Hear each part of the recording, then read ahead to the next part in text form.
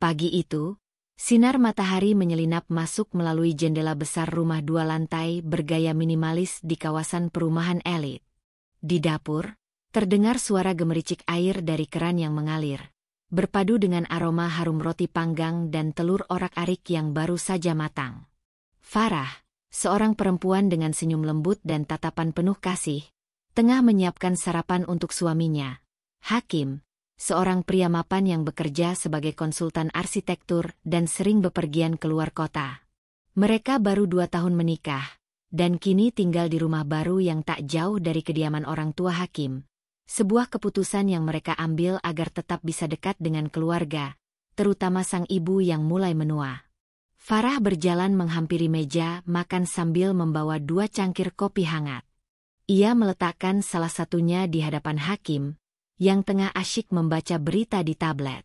"Sayang, ini kopimu. Aku tambahkan madu seperti biasa." "Ya," ujarnya dengan suara pelan. Hakim menurunkan tabletnya, menatap Farah dengan penuh cinta, lalu mencium keningnya. "Terima kasih, istriku yang paling hebat. Pagi-pagi udah bikin aku semangat kerja," katanya. Farah hanya tersenyum, tapi dari matanya terpancar rasa cinta dan kebahagiaan yang mendalam. Hidupnya terasa lengkap, apalagi sejak ia tahu bahwa dirinya sedang mengandung buah cinta mereka yang pertama. Setelah sarapan, Hakim bersiap berangkat ke kantor. Farah mengantarnya sampai ke pintu, lalu berdiri di beranda, melambaikan tangan seperti biasa. Rutinitas kecil itu menjadi momen favorit mereka setiap pagi. Setelah Hakim pergi, Farah mulai membersihkan rumah dan menyiapkan menu makan siang, sambil sesekali menyentuh perutnya yang belum terlalu terlihat. Ia sudah tak sabar ingin melihat seperti apa wajah bayinya nanti, apakah mirip dirinya atau Hakim. Ia pun mulai mengisi buku harian kehamilan, mencatat segala perubahan kecil yang ia alami dari hari ke hari. Menjelang siang, Farah menerima pesan dari ibu mertuanya, Bu Ratri, yang mengajaknya makan siang bersama. Awalnya, Farah sempat ragu. Meski tinggal berdekatan, hubungan mereka tidak bisa dibilang dekat. Bu Ratri cenderung menjaga jarak, dan seringkali berbicara dalam nada dingin atau penuh penilaian. Tapi Farah ingin berusaha.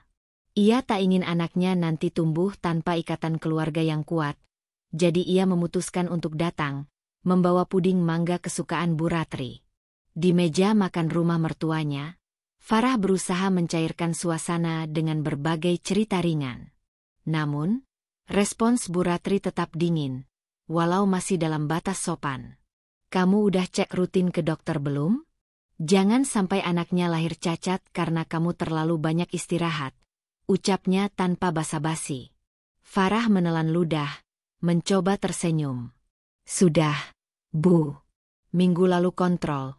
Dokter bilang sehat," jawabnya lembut. Tapi Bu Ratri hanya mengangguk datar, sebelum mulai membandingkan Farah dengan mantan kekasih Hakim, Fania, yang menurutnya lebih rajin, lebih modern, dan katanya lebih cocok dengan gaya hidup keluarga mereka.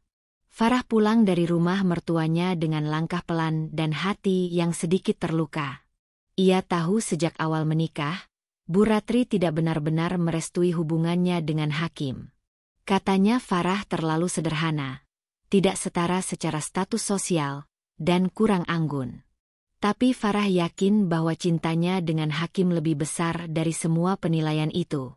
Ia percaya bahwa seiring waktu, Bu Ratri akan melihat ketulusannya.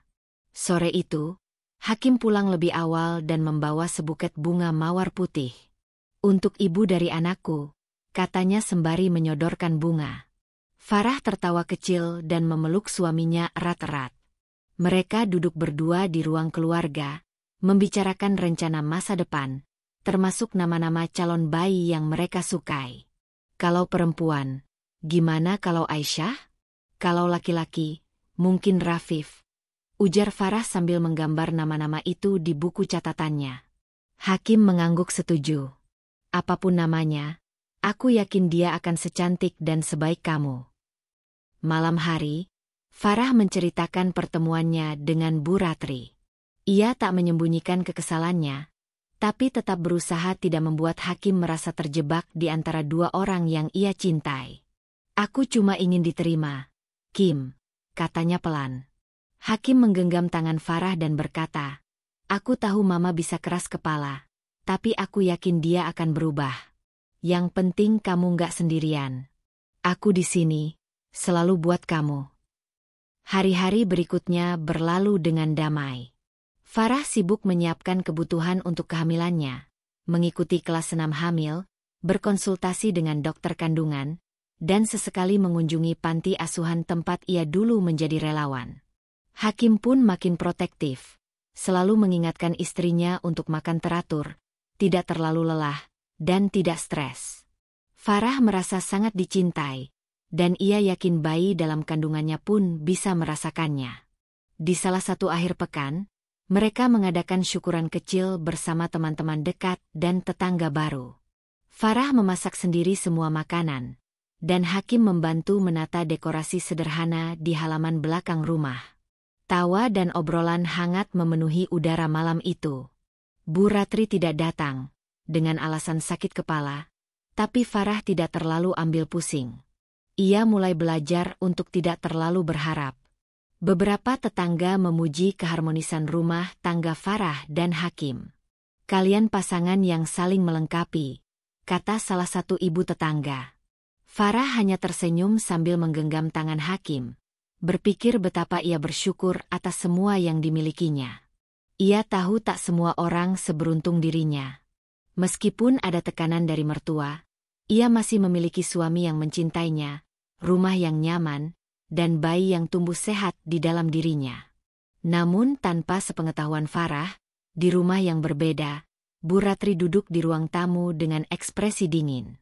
Ia menatap layar ponsel yang memperlihatkan foto Hakim dan Farah tengah tersenyum di acara syukuran. Di sampingnya duduk seorang wanita anggun dengan senyum licik, Fania, mantan kekasih Hakim. "Kamu yakin bisa membuat Hakim sadar siapa yang pantas jadi istrinya?"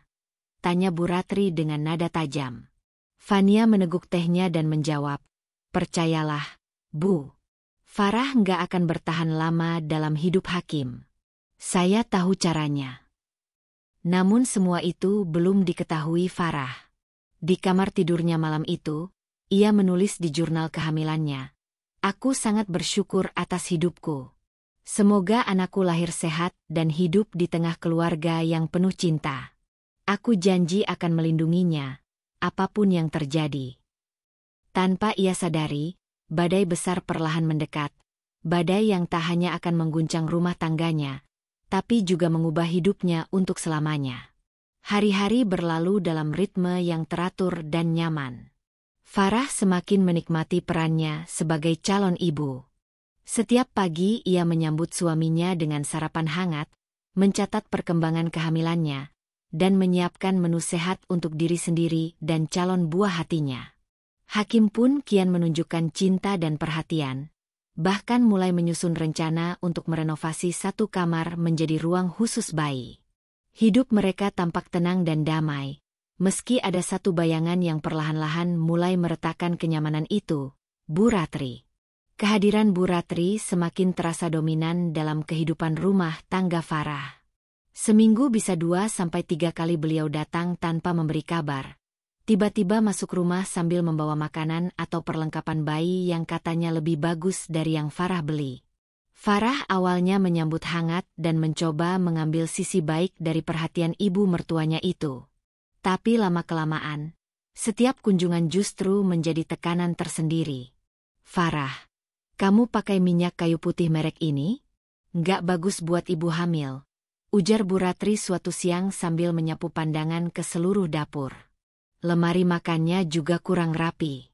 "Kalau Fania yang ngatur rumah, pasti lebih bersih." Kalimat itu membuat Farah tercekat. Nama Fania kembali disebut, padahal sudah lama berlalu sejak pernikahan Farah dan Hakim. Farah hanya menunduk dan mengangguk kecil, menahan perih di dada. Farah tidak pernah membalas dengan kata-kata kasar. Ia memilih diam, menarik napas dalam-dalam, dan mengalihkan perhatian. Namun perasaan tertekan itu makin lama makin mengendap. Ia mulai merasa tak cukup baik, tak cukup pantas. Seolah-olah apapun yang ia lakukan akan selalu salah di mata Bu Ratri. Ketika ia membuat puding untuk Hakim, Bu Ratri mengomentari gulanya terlalu banyak. Ketika Farah mengenakan daster santai di rumah, Bu Ratri menyindir bahwa wanita elegan tetap tampil menarik meskipun hamil. Bahkan ketika Farah menawarkan untuk memijat punggungnya, Bu Ratri menolak dengan dingin dan berkata, "Saya nggak mau tambah pegal dipijat orang yang belum berpengalaman." Pernah suatu kali Farah menceritakan semuanya pada Hakim, berharap suaminya bisa menjadi penengah atau setidaknya mengerti perasaannya. Tapi respons Hakim berbeda dari yang ia bayangkan. "Sayang, Mama itu orangnya memang seperti itu. Jangan terlalu dipikirin, ya? Nanti kamu stres, kasihan bayinya." Kalimat itu membuat Farah bungkam. Hakim tak menyadari bahwa kalimatnya, yang berniat menenangkan, justru menyakitkan. Ia merasa seperti beban emosinya dianggap berlebihan, padahal Farah hanya ingin dimengerti. Ketegangan itu pun merayap ke dalam tidur Farah. Ia mulai sering terbangun di malam hari, bermimpi buruk, bahkan sempat mengalami pendarahan ringan yang membuatnya panik. Saat dibawa ke dokter, ternyata kandungannya masih aman, tapi dokter memperingatkan agar Farah tidak mengalami stres berlebihan. Kandungan ibu sensitif, terutama di trimester awal. Harus dijaga kondisi emosinya, jangan terlalu capek, apalagi terbebani pikiran, ujar dokter dengan serius. Hakim yang mendengar langsung merasa bersalah dan berjanji akan lebih menjaga Farah. Beberapa hari kemudian, Bu Ratri datang lagi. Kali ini ia membawa foto-foto Fania dari sosial media. Fania yang kini katanya menjadi konsultan keuangan sukses dan aktif di berbagai seminar perempuan. "Kalau kamu mau belajar gimana caranya jadi istri sukses, ya lihat ini. Dandan, kerja, bisa bawa diri. Bukan cuma di rumah terus, pakai daster tiap hari," katanya sambil menyeret pandangannya dari layar ponsel ke tubuh Farah yang duduk di sofa dengan perut mulai membuncit. Farah tidak tahan lagi. Tapi kali ini, ia menatap ibu mertuanya dengan mata berkaca-kaca dan berkata, "Saya bukan Fania, Bu. Saya Farah. Saya mencintai Hakim dan anak saya dengan cara saya. Saya minta maaf kalau cara saya tidak sesuai harapan ibu." Seketika suasana menjadi hening. Bu Ratri tak menjawab, hanya berdiri, merapikan tas tangannya, lalu berkata, "Kalau begitu, jangan harap kamu akan pernah bisa menggantikan Fania di mata saya." Setelah itu, ia pergi, meninggalkan Farah yang terduduk lemas di sofa. Air matanya jatuh, tak tertahankan. Tapi anehnya, ia juga merasa lega. Setidaknya kali ini ia sudah mencoba bicara. Setidaknya kali ini ia tak hanya diam. Malam itu Farah tidak menceritakan apapun pada Hakim. Ia hanya memeluk suaminya dengan lebih erat dari biasanya, mencoba mencari kehangatan dari satu-satunya orang yang masih membuatnya merasa berarti. Dalam hatinya, Farah mulai mempertanyakan, sampai kapan ia harus terus membuktikan diri? Apakah menjadi istri dan ibu rumah tangga yang mencintai keluarga dengan tulus saja tidak cukup? Esok harinya, Farah mulai menulis surat untuk anak yang belum lahir. Ia menyimpan surat itu di dalam buku harian kehamilannya. "Nak, ibu sedang berjuang. Tidak hanya menjaga kamu tumbuh sehat, tapi juga menjaga diri ibu agar tidak patah. Kamu adalah cahaya ibu. Satu-satunya alasan ibu tetap tersenyum. Jika suatu hari kamu membaca ini, ingatlah, ibu pernah sangat lelah, tapi tidak pernah berhenti mencintaimu." Sementara itu, di rumah Bu Ratri, suasana berbeda. Ia tampak duduk bersama Fania, kembali membicarakan rencana yang mulai mereka susun. "Dia sudah mulai melawan, Bu. Tapi itu bagus. Artinya dia merasa tertekan. Sedikit lagi, dia akan pergi sendiri tanpa kita usir," ujar Fania dengan senyum penuh racun. Bu Ratri hanya mengangguk dingin. "Bagus. Aku nggak mau anakku habiskan hidupnya dengan perempuan lemah seperti itu. Farah tidak tahu bahwa tekanan yang ia rasakan bukan sekadar ketidaksukaan murni dari seorang mertua, melainkan sebuah misi panjang yang perlahan-lahan mulai menargetkan kehancurannya. Ia hanya tahu bahwa hidupnya sedang diuji, dan ia harus bertahan. Demi anak yang ia kandung, demi cinta yang ia percaya masih murni di hati suaminya, dan demi dirinya sendiri. Farah semakin jarang tersenyum. Meskipun wajahnya masih menampilkan keramahan, dan suaranya masih lembut saat menyambut suaminya pulang, ada kekosongan yang tumbuh di balik sorot matanya. Setiap pagi ia tetap menyiapkan sarapan, tetap menyisir rambutnya dengan rapi, tetap menyambut Hakim dengan pelukan hangat, tapi semua itu kini terasa seperti tugas, bukan lagi kebahagiaan murni. Farah menyimpan luka di balik ketenangannya. Luka yang tak terlihat, tak berdarah, tapi perlahan-lahan mengikis batinnya. Kehamilannya memasuki bulan keempat. Janin dalam kandungannya tumbuh sehat, detak jantungnya kuat, dan gerakannya mulai terasa saat Farah memejamkan mata di malam hari. Tapi sayangnya, saat janin itu semakin kuat, Farah merasa dirinya semakin lemah. Tekanan yang datang dari Bu Ratri terus bertambah. Kini tak hanya komentar menyindir atau perbandingan dengan Fania, tetapi juga sikap-sikap pasif-agresif yang makin menyakitkan. Bu Ratri mulai datang tanpa mengetuk, langsung memeriksa isi kulkas, lalu merendahkan pilihan makanan Farah. "Kamu kasih makan anak saya makanan begini?" Pantas mukanya makin pucat, katanya suatu kali, sambil membuang sayur bening buatan Farah ke tempat sampah. Farah hanya menatapnya tanpa bisa menjawab. Ia tak lagi tahu bagaimana harus bersikap. Menjawab berarti melawan, diam berarti diinjak. Ia mencoba mencari perlindungan di pelukan Hakim, tapi suaminya tetap berada di posisi sulit. "Mama itu hanya pengin yang terbaik buat kita, sayang." Begitu kata Hakim tiap kali Farah mulai menceritakan keluh kesahnya. Tapi, yang terbaik, versi Bu Ratri tak pernah melibatkan keberadaan Farah. Dan semakin Hakim membela ibunya, semakin Farah merasa sendirian dalam pernikahannya sendiri. Suatu sore, Farah duduk di taman kecil belakang rumah. Ia membawa buku harian kehamilannya, yang kini lebih sering ia gunakan untuk mencurahkan perasaannya daripada mencatat perkembangan janin. Ia menulis dengan tulisan kecil dan perlahan. "Kadang ibu merasa seperti hantu di rumah ini. Hadir, tapi tidak dilihat. Bernapas, tapi tidak terdengar. Semoga kamu tidak mewarisi rasa sunyi ibu, Nak. Semoga kamu kuat, bahkan ketika ibu tidak." Air matanya jatuh tanpa suara. Ia memegang perutnya yang mulai membulat dan memohon dalam hati agar janin itu tidak ikut merasakan kesedihan yang begitu pekat.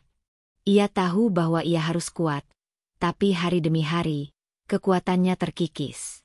Bahkan ketika ia mencoba bersikap normal di hadapan orang lain, tubuhnya mulai memberontak.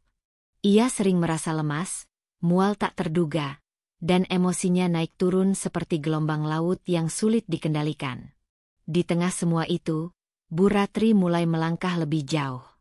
Ia mengundang Fania makan malam ke rumahnya dan mengajak Hakim hadir tanpa sepengetahuan Farah. Fania kebetulan di kota, dan dia lagi konsultasiin proyek rumah baru.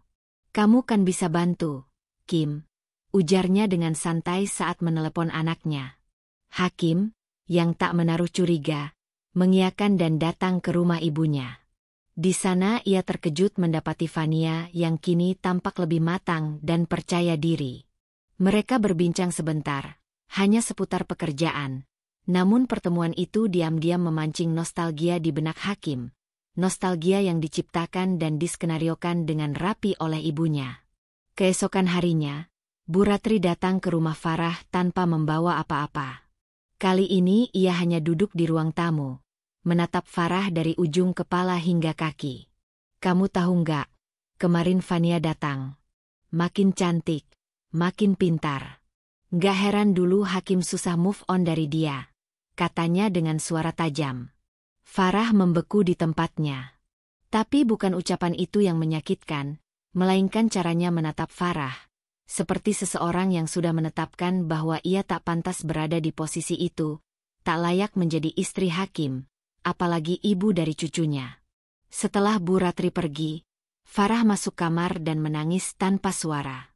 Ia memeluk bantal dan menggigit ujung selimut agar isakannya tak terdengar tetangga. Ia takut terlihat rapuh, tapi lebih takut lagi jika terus-terusan berpura-pura kuat. Malam itu, saat Hakim pulang, Farah memandang wajah suaminya lama sekali, seolah ingin memastikan bahwa lelaki itu masih mencintainya, masih melihatnya sebagai wanita yang sama seperti saat mereka pertama bertemu. Tapi Hakim terlihat lelah dan sibuk membuka laptop untuk menyelesaikan pekerjaannya. Farah tidak mengeluh. Ia hanya berkata, "Aku udah masakin sup ayam kesukaanmu." Hakim tersenyum sekilas.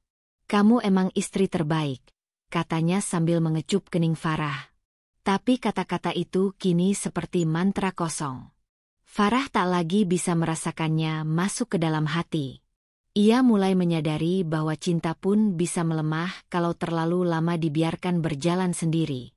Keesokan harinya, Farah memutuskan pergi ke rumah orang tuanya, yang tinggal di pinggiran kota. Ia merindukan pelukan ibunya, suara lembut ayahnya yang selalu menyemangati, dan aroma rumah masa kecil yang penuh kenangan hangat. Di sana, Farah akhirnya menceritakan semuanya. Tentang tekanan dari mertua, tentang Hakim yang makin jauh, tentang rasa kesepian yang terus menggigit hatinya. Ibunya menangis dan memeluknya. "Kamu harus kuat, Nak. Anakmu butuh ibu yang tegar. Tapi kamu juga harus tahu, kamu tidak sendiri," katanya dengan suara parau. Farah menginap satu malam di rumah orang tuanya. Malam itu ia tidur nyenyak untuk pertama kalinya setelah sekian lama. Pagi harinya, ia kembali ke rumah dengan membawa satu keputusan. Ia akan tetap bertahan, tapi tidak lagi berusaha menyenangkan semua orang. Ia akan mencintai dirinya sendiri lebih dulu. Ia akan melindungi anaknya, meskipun itu berarti harus menjaga jarak dari orang-orang yang membuatnya terluka. Namun, keputusan itu diuji hanya beberapa hari kemudian. Bu Ratri datang tanpa pemberitahuan dan langsung memeriksa lemari baju bayi yang disiapkan Farah. "Kamu beli baju bayi warna ini?" "Norak. Harusnya kamu konsultasi sama Fania. Dia ngerti selera modern," katanya. Farah menatap Bu Ratri dengan mata yang tak lagi menunduk. "Bu, saya yang akan membesarkan anak ini. Saya yang akan menyusuinya, merawatnya, mendidiknya. Kalau saya selalu salah di mata ibu, mungkin ibu perlu lihat kembali. Apakah yang ibu cari itu menantu, atau pengganti Fania?" Kata-kata itu keluar begitu saja. Farah tak tahu dari mana keberaniannya datang. Tapi setelah itu, ia merasa lebih ringan. Bu Ratri terlihat terkejut, tapi belum sempat menjawab, Farah melangkah masuk ke kamarnya, meninggalkan wanita itu berdiri sendiri di ruang tamu. Malamnya, Farah menuliskan lagi surat untuk anaknya. Kali ini dengan tangan yang lebih tegas. "Nak, hari ini ibu akhirnya bicara. Bukan karena ibu marah, tapi karena ibu sadar bahwa kamu pantas memiliki seorang ibu yang berani. Jangan takut menjadi dirimu sendiri. Dunia akan terus menuntutmu, tapi jangan biarkan siapapun memutuskan nilai dirimu. Bahkan mereka yang mengaku keluarga." Farah menatap langit-langit kamar, lalu menoleh ke samping. Hakim tertidur lelap. Ia masih mencintainya, tapi ia mulai bertanya-tanya. Jika suaminya tidak bisa melihat luka yang tak tampak ini, berapa lama lagi ia bisa bertahan? Hari-hari berikutnya berjalan dengan ritme yang dingin dan penuh jarak. Farah dan Hakim masih tinggal di rumah yang sama, masih tidur di ranjang yang sama, bahkan masih makan di meja makan yang sama. Namun percakapan mereka mulai berkurang, senyum mulai jarang, dan pelukan terasa asing. Farah mulai merasakan jarak tak kasat mata antara dirinya dan suaminya. Jarak yang perlahan melebar sejak kehadiran Fania kembali di kota. Farah pertama kali mendengar kabar kepulangan Fania bukan dari Hakim, melainkan dari tetangga sebelah yang kebetulan bertemu Fania di pusat kebugaran. Farah, kamu tahu nggak? Si Fania, mantannya Hakim, tuh balik ke Jakarta. Sekarang makin cantik. Loh, katanya buka kantor baru di Senopati. Jadi konsultan keuangan. Luar biasa ya perempuan itu. Mantap karirnya. Ujar tetangga itu sambil tertawa ringan. Farah tersenyum hambar. Berpura-pura tidak terganggu. Tapi hatinya tercekat. Sepulangnya ke rumah, Farah mencoba menenangkan diri. Ia duduk di depan cermin, memandangi wajahnya yang mulai terlihat lelah. Kulitnya pucat, kantung mata mulai menghitam, dan rambutnya sering diikat seadanya. Ia meraba perutnya yang kini sudah cukup menonjol. Dalam hati, ia bertanya, apakah ini alasan Bu Ratri begitu membenci dirinya? Karena ia tak seanggun dan seberhasil Fania? Karena ia hanya seorang istri rumah tangga yang hidup dari cinta, bukan dari prestasi? Tak lama kemudian, kecurigaannya terbukti. Sore itu, Hakim pulang lebih lambat dari biasanya. Ia tak memberi kabar, padahal biasanya selalu mengirim pesan atau menelepon. Ketika Farah menegurnya dengan halus, Hakim hanya menjawab, "Tadi ketemu Mama. Mama minta aku bantuin proyek Fania. Katanya dia lagi nyari arsitek buat renovasi rumah kliennya." Farah terdiam. Ia tidak bertanya lebih lanjut, hanya mengangguk dan berusaha menelan rasa tak nyaman yang menyusup ke tenggorokannya. Namun rasa itu tak hilang, justru semakin menguat saat beberapa hari kemudian, Farah menemukan brosur proyek desain arsitektur di meja kerja Hakim, lengkap dengan logo perusahaan Fania. Ada coretan tangan Hakim di pojok kanan. Bukan hanya proyek kerjasama. Ini sudah jadi bagian dari rutinitas. Farah mulai khawatir. Ia tahu suaminya pria baik, bertanggung jawab, dan setia. Tapi ia juga tahu, kedekatan emosional bisa tumbuh kembali jika dibiarkan tumbuh dalam waktu dan ruang yang cukup. Sementara itu, Bu Ratri semakin terbuka menunjukkan keberpihakannya. Ia sering memuji Fania di depan Hakim. Dia tuh wanita tangguh. Nggak kayak Farah yang bawaannya cengeng dan manja. Ucapnya suatu hari saat mereka makan bersama di rumah keluarga. Farah hanya tersenyum kecil, menahan sakit di dada. Namun kali ini, Hakim pun mulai mengabaikan kalimat-kalimat ibunya. Ia tidak membela, tidak juga menengahi. Ia hanya diam. Dan diam itu bagi Farah lebih menyakitkan daripada cercaan. Puncaknya terjadi saat Farah melihat Hakim dan Fania bersama di sebuah kafe di sudut Jakarta Selatan. Ia tidak sengaja melintas di sana saat pulang dari rumah sahabatnya. Dari dalam mobil, Farah melihat mereka tertawa, duduk berseberangan, dan saling menatap. Tidak ada pelanggaran fisik, tidak ada sentuhan. Tapi sorot mata itu cukup untuk membuat jantung Farah retak. Ia tidak turun dari mobil. Ia hanya menatap dari kejauhan, lalu mengalihkan pandangan. Ia menggenggam perutnya yang terasa ikut nyeri. Malamnya, Farah tidak bicara apa-apa.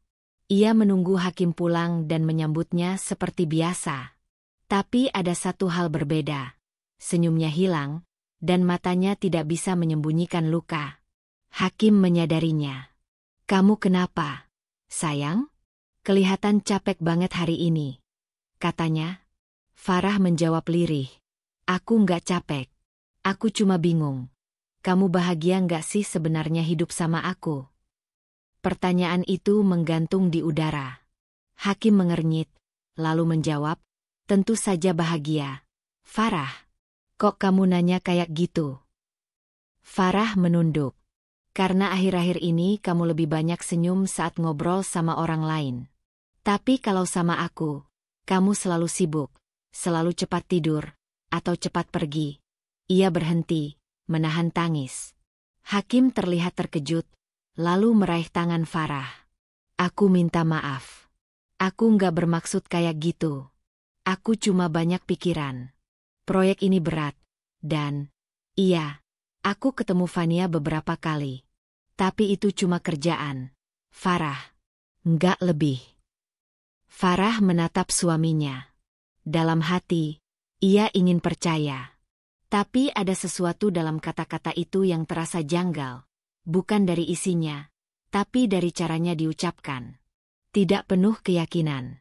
Tidak seperti dulu, saat Hakim menatapnya dengan jujur dan hangat. Kali ini tatapannya cemas, seperti seseorang yang menyembunyikan rasa bersalah. Dalam diam, Farah mulai menyusun benteng di dalam dirinya. Ia tahu ia tidak bisa mencegah Hakim bertemu Fania. Tapi ia bisa menjaga agar hatinya tidak sepenuhnya hancur jika suatu hari harus ditinggalkan. Ia mulai mengurangi komunikasi, lebih sering menyendiri di kamar, dan lebih banyak menulis di jurnal kehamilannya. Ia menulis, "Nak, ibu tidak tahu bagaimana akhir kisah cinta ibu dengan ayahmu. Tapi yang ibu tahu, kamu tetap akan lahir dengan cinta yang paling murni. Ibu mencintaimu, dan ibu akan tetap bertahan. Meski semuanya terasa runtuh, ibu janji akan tetap jadi pelindungmu." Sementara itu, Bu Ratri semakin aktif mendorong Fania dan Hakim bekerja bersama. Ia bahkan pernah berkata secara langsung kepada Fania, "Kalau kamu mau, aku bisa bantu kalian balik lagi." Farah itu bukan untuk Hakim. Dia lemah, terlalu emosional. Nggak cocok hidup di tengah tekanan keluarga. Kamu tahu sendiri, Hakim butuh wanita yang bisa jadi rekan sekaligus penyeimbang. Itu kamu, bukan dia. Fania hanya tersenyum tenang. Dalam hatinya, ia tahu, waktu sedang berpihak padanya. Ia hanya perlu menunggu Farah lelah dan pergi sendiri. Dan Farah? Ia semakin rapuh. Tapi bukan rapuh yang menyerah, melainkan rapuh yang belajar bertahan. Ia menyiapkan dirinya untuk kemungkinan terburuk, sambil tetap berdoa agar Hakim tidak berubah arah. Ia masih percaya bahwa cinta bisa diselamatkan. Tapi di saat yang sama, ia mulai bertanya-tanya, jika ia ditinggalkan, apakah ia akan mampu bertahan? Dan lebih penting lagi, apakah ia akan tetap bisa mencintai dirinya sendiri? Malam itu, hujan turun tanpa suara. Langit Jakarta diliputi mendung kelabu yang seakan menandai datangnya sebuah kesedihan yang tak bisa dihindari. Farah sedang duduk di ruang tamu rumahnya, menatap kosong ke arah jendela. Perutnya sudah mulai membesar. Ia sering merasa lelah, tapi bukan karena kehamilannya, melainkan karena beban batin yang makin berat dari hari ke hari. Hakim makin sulit diajak bicara. Sering pulang malam. Kadang dengan alasan rapat. Kadang tanpa alasan sama sekali. Di satu sisi, Farah masih menggenggam sisa-sisa harapannya terhadap rumah tangganya. Namun di sisi lain, ia mulai mencium aroma pengkhianatan yang ditaburkan oleh orang-orang di sekitarnya. Bukan hanya Fania, tapi juga Bu Ratri yang tak henti menyudutkannya dengan sindiran dan perbandingan keji. Dan pada suatu pagi yang muram, Farah mendapat telepon dari seseorang tak dikenal. Suaranya berat, terdengar sedikit terburu-buru. "Ibu Farah ya? Ini sopir taksi online. Mobil ibu yang dipesan mengalami gangguan. Kami minta maaf. Tapi ada mobil pengganti sudah kami kirim ke lokasi. Silakan langsung naik." Supirnya bernama Pak Doni. Farah mengernyit. Ia tidak merasa memesan taksi hari itu. Tapi ia mengira mungkin Hakim yang memesankan untuk ke rumah sakit. Karena memang ia dijadwalkan untuk cek kehamilan. Karena Hakim belum pulang sejak malam sebelumnya dan tidak menjawab pesannya, Farah memutuskan tetap berangkat dengan mobil yang datang. Benar saja. Sebuah mobil berwarna hitam berhenti tepat di depan gerbang rumah. Sopirnya turun, membukakan pintu. Farah menyapanya sopan, lalu masuk ke dalam. Mobil berjalan dengan tenang, dan Farah membuka ponselnya untuk membaca jadwal pemeriksaan dari klinik. Namun baru beberapa menit berjalan, mobil itu berbelok ke arah jalan yang berbeda dari jalur menuju rumah sakit. Farah mulai panik. "Pak, rumah sakitnya ke arah sana, bukan ke sini," ucapnya pelan tapi tegas. Sopir itu diam. Ia tidak menjawab. Ia hanya mempercepat laju mobil. Farah mulai ketakutan. Ia merogoh tasnya, hendak menelepon Hakim. Tapi sebelum sempat menekan nomor, mobil itu tiba-tiba mengerem mendadak di sebuah persimpangan jalan sepi. Farah terhempas ke depan, dan dalam hitungan detik, bruaak. Sebuah mobil lain melaju kencang dari arah samping dan menabrak mobil yang ditumpanginya. Tubuh Farah terlempar, lalu gelap. Beberapa jam kemudian, Hakim baru menerima telepon dari rumah sakit. Suaranya tercekat saat mendengar kabar. Farah dalam kondisi koma akibat kecelakaan. Mereka tak bisa menyelamatkan kandungannya. Hakim tak sempat menangis. Ia langsung menuju rumah sakit dengan tangan gemetar dan mata merah. Sesampainya di ruang ICU, ia melihat tubuh Farah terbaring lemah. Wajahnya penuh luka dan lebam. Tangannya tertusuk jarum infus, dan napasnya bergantung pada alat bantu pernapasan. Di samping ranjang, berdiri Bu Ratri dengan wajah datar. Ia tak menunjukkan rasa panik atau duka. Justru ia berkata dingin. Ini akibat dia terlalu sering keluar rumah tanpa pamit. Hamil begitu masih keras kepala. Sekarang Hakim bisa lihat sendiri akibatnya. Hakim menoleh tajam.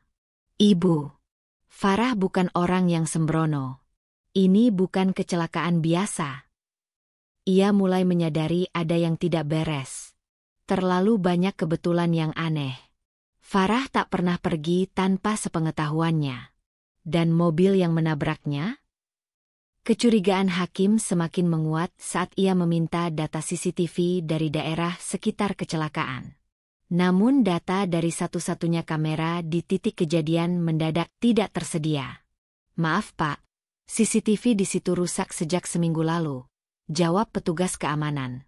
Semua jejak terasa terhapus. Di tengah kekalutan itu, Fania tiba-tiba muncul di rumah sakit. Ia datang dengan membawa buket bunga dan wajah prihatin. Tapi yang membuat Hakim bingung, ia berkata, "Saya ikut prihatin, Hakim. Tapi kamu harus kuat. Mungkin ini memang takdir. Mungkin Farah memang harus istirahat lebih dulu." Kalimat itu membuat Hakim menatap Fania dengan sorot tak percaya. Kenapa ia bisa tahu lebih dulu? Padahal bahkan keluarga Farah belum diberi kabar lengkap? Dan mengapa nada suaranya terdengar lebih seperti orang yang sedang memberi isyarat bahwa semua ini sudah direncanakan? Di waktu yang sama, di ruang ICU, dokter dan perawat mendapati keanehan. Kondisi Farah memang kritis, tapi ada satu hal yang mencengangkan.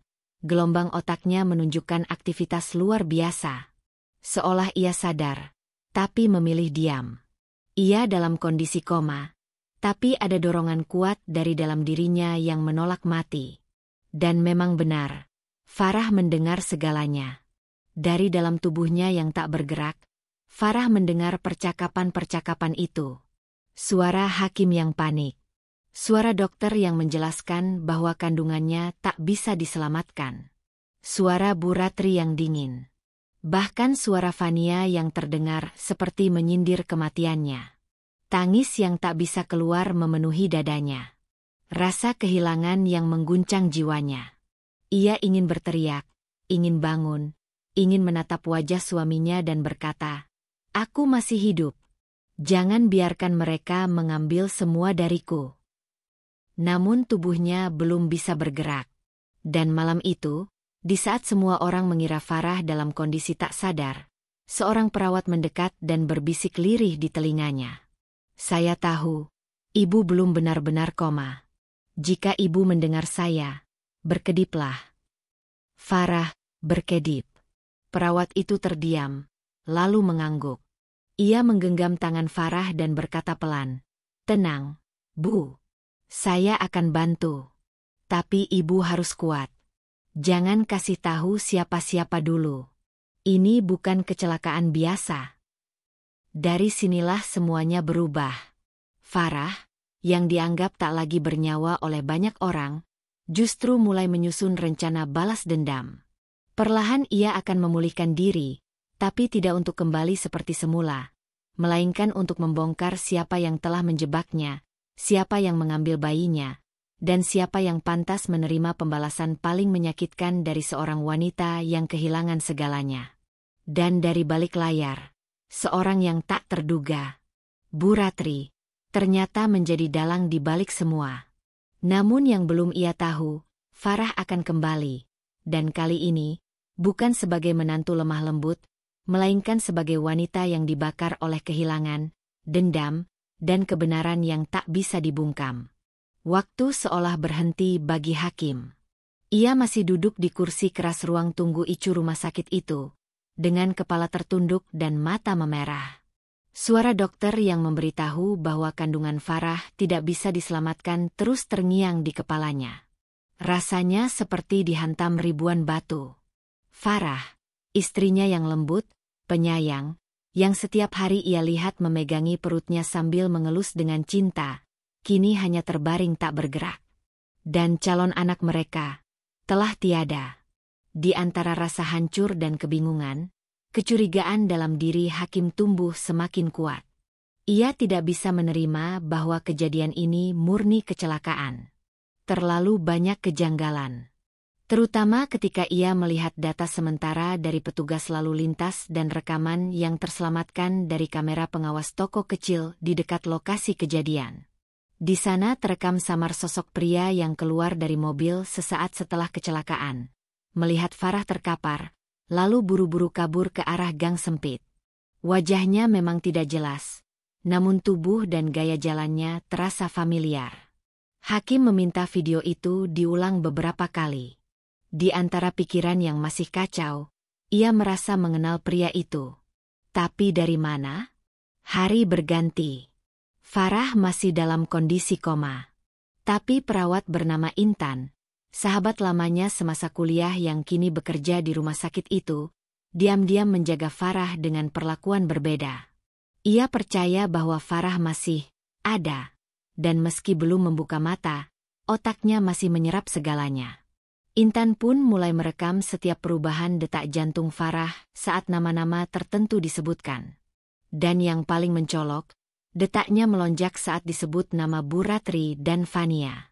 Suatu sore, Hakim duduk sendiri di ruang kerja rumahnya. Ia membuka kembali album lama, mencari foto-foto para karyawan rumah masa kecilnya, berharap bisa mencocokkan wajah dalam video CCTV itu.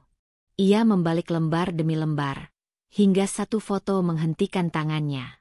Seorang pria berkumis, berkemeja biru, berdiri di samping kebun belakang rumah. Namanya Pak Sakti, mantan tukang kebun yang diberhentikan tiba-tiba 2 tahun lalu karena dituduh mencuri perhiasan Bu Ratri. Tapi Hakim dulu sempat membela pria itu karena tahu betul kesetiaannya. Dan benar saja, sosok di video dan wajah Pak Sakti sangat mirip. Jantung Hakim berdegup. Ia mulai menyadari bahwa kecelakaan itu melibatkan seseorang dari masa lalu. Seseorang yang terhubung langsung dengan rumah ibunya. Apa mungkin? Tidak. Ia tak berani menyimpulkan apapun sebelum menyelidikinya sendiri.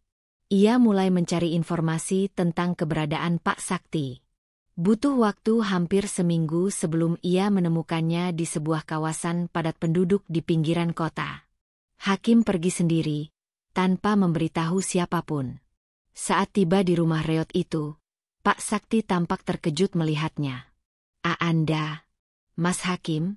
gumam pria tua itu ketakutan. "Aku hanya ingin tanya satu hal," ujar Hakim, dingin namun tegas. "Apa benar, mobil yang menabrak istriku, kamu yang kemudikan?" Pak Sakti tertunduk. Tangan tuanya gemetar. Saya tidak punya pilihan, Mas. Saya disuruh. Saya dibayar." "Siapa yang menyuruhmu?" Hakim menahan napas. Pak Sakti menggigit bibir. Air matanya jatuh. "Saya disuruh Bu Ratri. Ibu kandung Anda sendiri." Waktu seolah berhenti. Dunia Hakim runtuh seketika. Ia ingin menyangkal, ingin percaya bahwa pria di depannya berbohong. Tapi ada rasa sakit di dadanya yang tak bisa dibantah.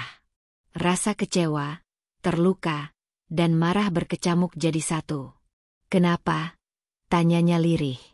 Saya tidak tahu pasti, jawab Pak Sakti. Tapi yang saya dengar, Bu Ratri bilang Ibu Farah itu cuma penghalang. Dia mau Mas Hakim kembali ke Fania. Saya benar-benar minta maaf. Hakim pulang dengan langkah berat. Ia tidak bisa langsung memproses semuanya. Sepanjang malam ia duduk di samping ranjang Farah, menggenggam tangan istrinya yang masih lemah. Maafkan aku, bisiknya. Aku terlalu percaya pada mereka. Aku gagal lindungi kamu. Sementara itu di rumah sakit, kondisi Farah mulai menunjukkan tanda-tanda membaik. Tapi ia tetap memilih diam. Masih berpura-pura koma atas saran Intan yang kini tahu semua cerita. Farah tahu, jika ia bangun saat ini, ia hanya akan menjadi korban kedua kalinya. Ia butuh waktu, butuh rencana. Dan hari itu, Intan memberikan kabar pada Farah yang membuatnya semakin yakin untuk tidak membuka matanya. Farah, bisik Intan sambil menyeka wajahnya. Aku tahu kamu bisa dengar. Hakim mulai tahu. Dia tahu soal Bu Ratri. Tapi kamu harus kuat. Jangan buru-buru bangun. Aku akan bantu kamu. Bahkan kalau kamu ingin memalsukan kematianmu. Seketika, detak jantung Farah meningkat. Di tempat lain, Bu Ratri dan Fania duduk berdua di ruang keluarga mewah mereka. Senyum puas terlihat di wajah Fania. Sekarang Hakim tidak punya siapa-siapa lagi, ucapnya sambil menyesap teh. Ini waktu yang tepat untuk kita. Mulai mendekat lagi. Namun Bu Ratri menggeleng pelan. Belum. Kita tunggu Farah benar-benar hilang dari hidupnya. Secara sah. Secara emosional. Baru kita mulai. Dan di kejauhan, seorang wanita muda sedang mengintip dari balik kaca rumah sakit, mendengarkan, menghafal, dan menyusun balas dendamnya dalam diam. Farah tidak lagi menjadi wanita yang sama. Setelah kehilangan anaknya, dikhianati oleh ibu mertuanya, dan ditabrak oleh orang suruhan yang seharusnya tidak akan berani menyentuhnya, kini ia lahir kembali dalam wujud yang jauh lebih berbahaya. Diam, sabar, dan penuh perhitungan. Ia tahu apa yang harus ia lakukan. Episode ini berakhir dengan Farah mengedipkan mata untuk pertama kalinya. Intan yang menjaganya menangis pelan, lalu membisikkan satu kalimat. Kalau kamu mau bangkit, kamu harus mati lebih dulu.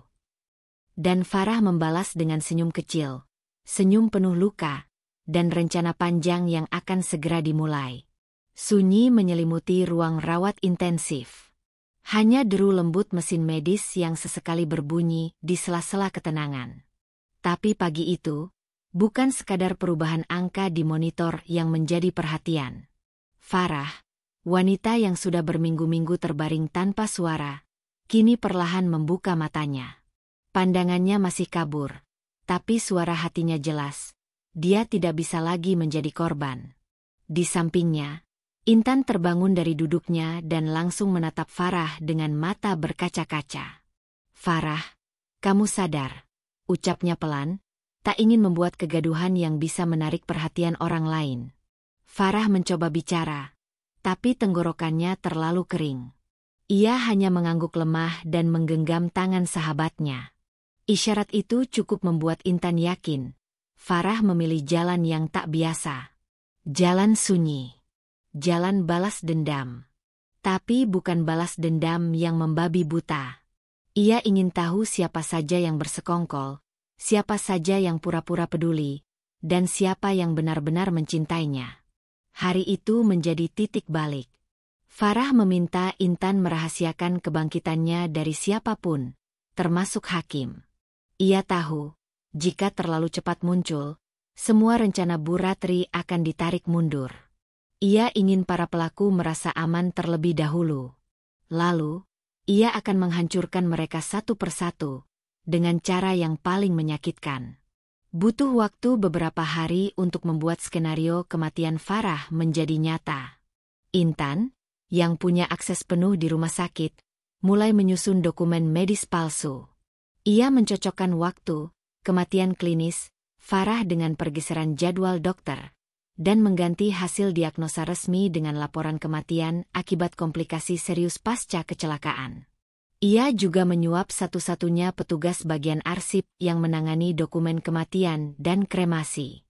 Dengan imbalan besar yang ditransfer dari tabungan pribadi Farah sebelum ia koma, semua catatan resmi menyatakan satu hal, Farah binti Amir, wafat pada usia 30 tahun karena gagal organ setelah kecelakaan lalu lintas. Sementara itu, Farah dipindahkan secara diam-diam ke rumah kecil milik Intan di luar kota, tempat ia bisa memulihkan diri jauh dari mata siapapun. Di sana, setiap hari ia belajar kembali berjalan, berbicara, dan menahan emosi. Sakit fisik yang ia alami tidak sebanding dengan luka di hatinya. Ia kehilangan anak. Ia dikhianati oleh ibu mertua yang selama ini ia hormati.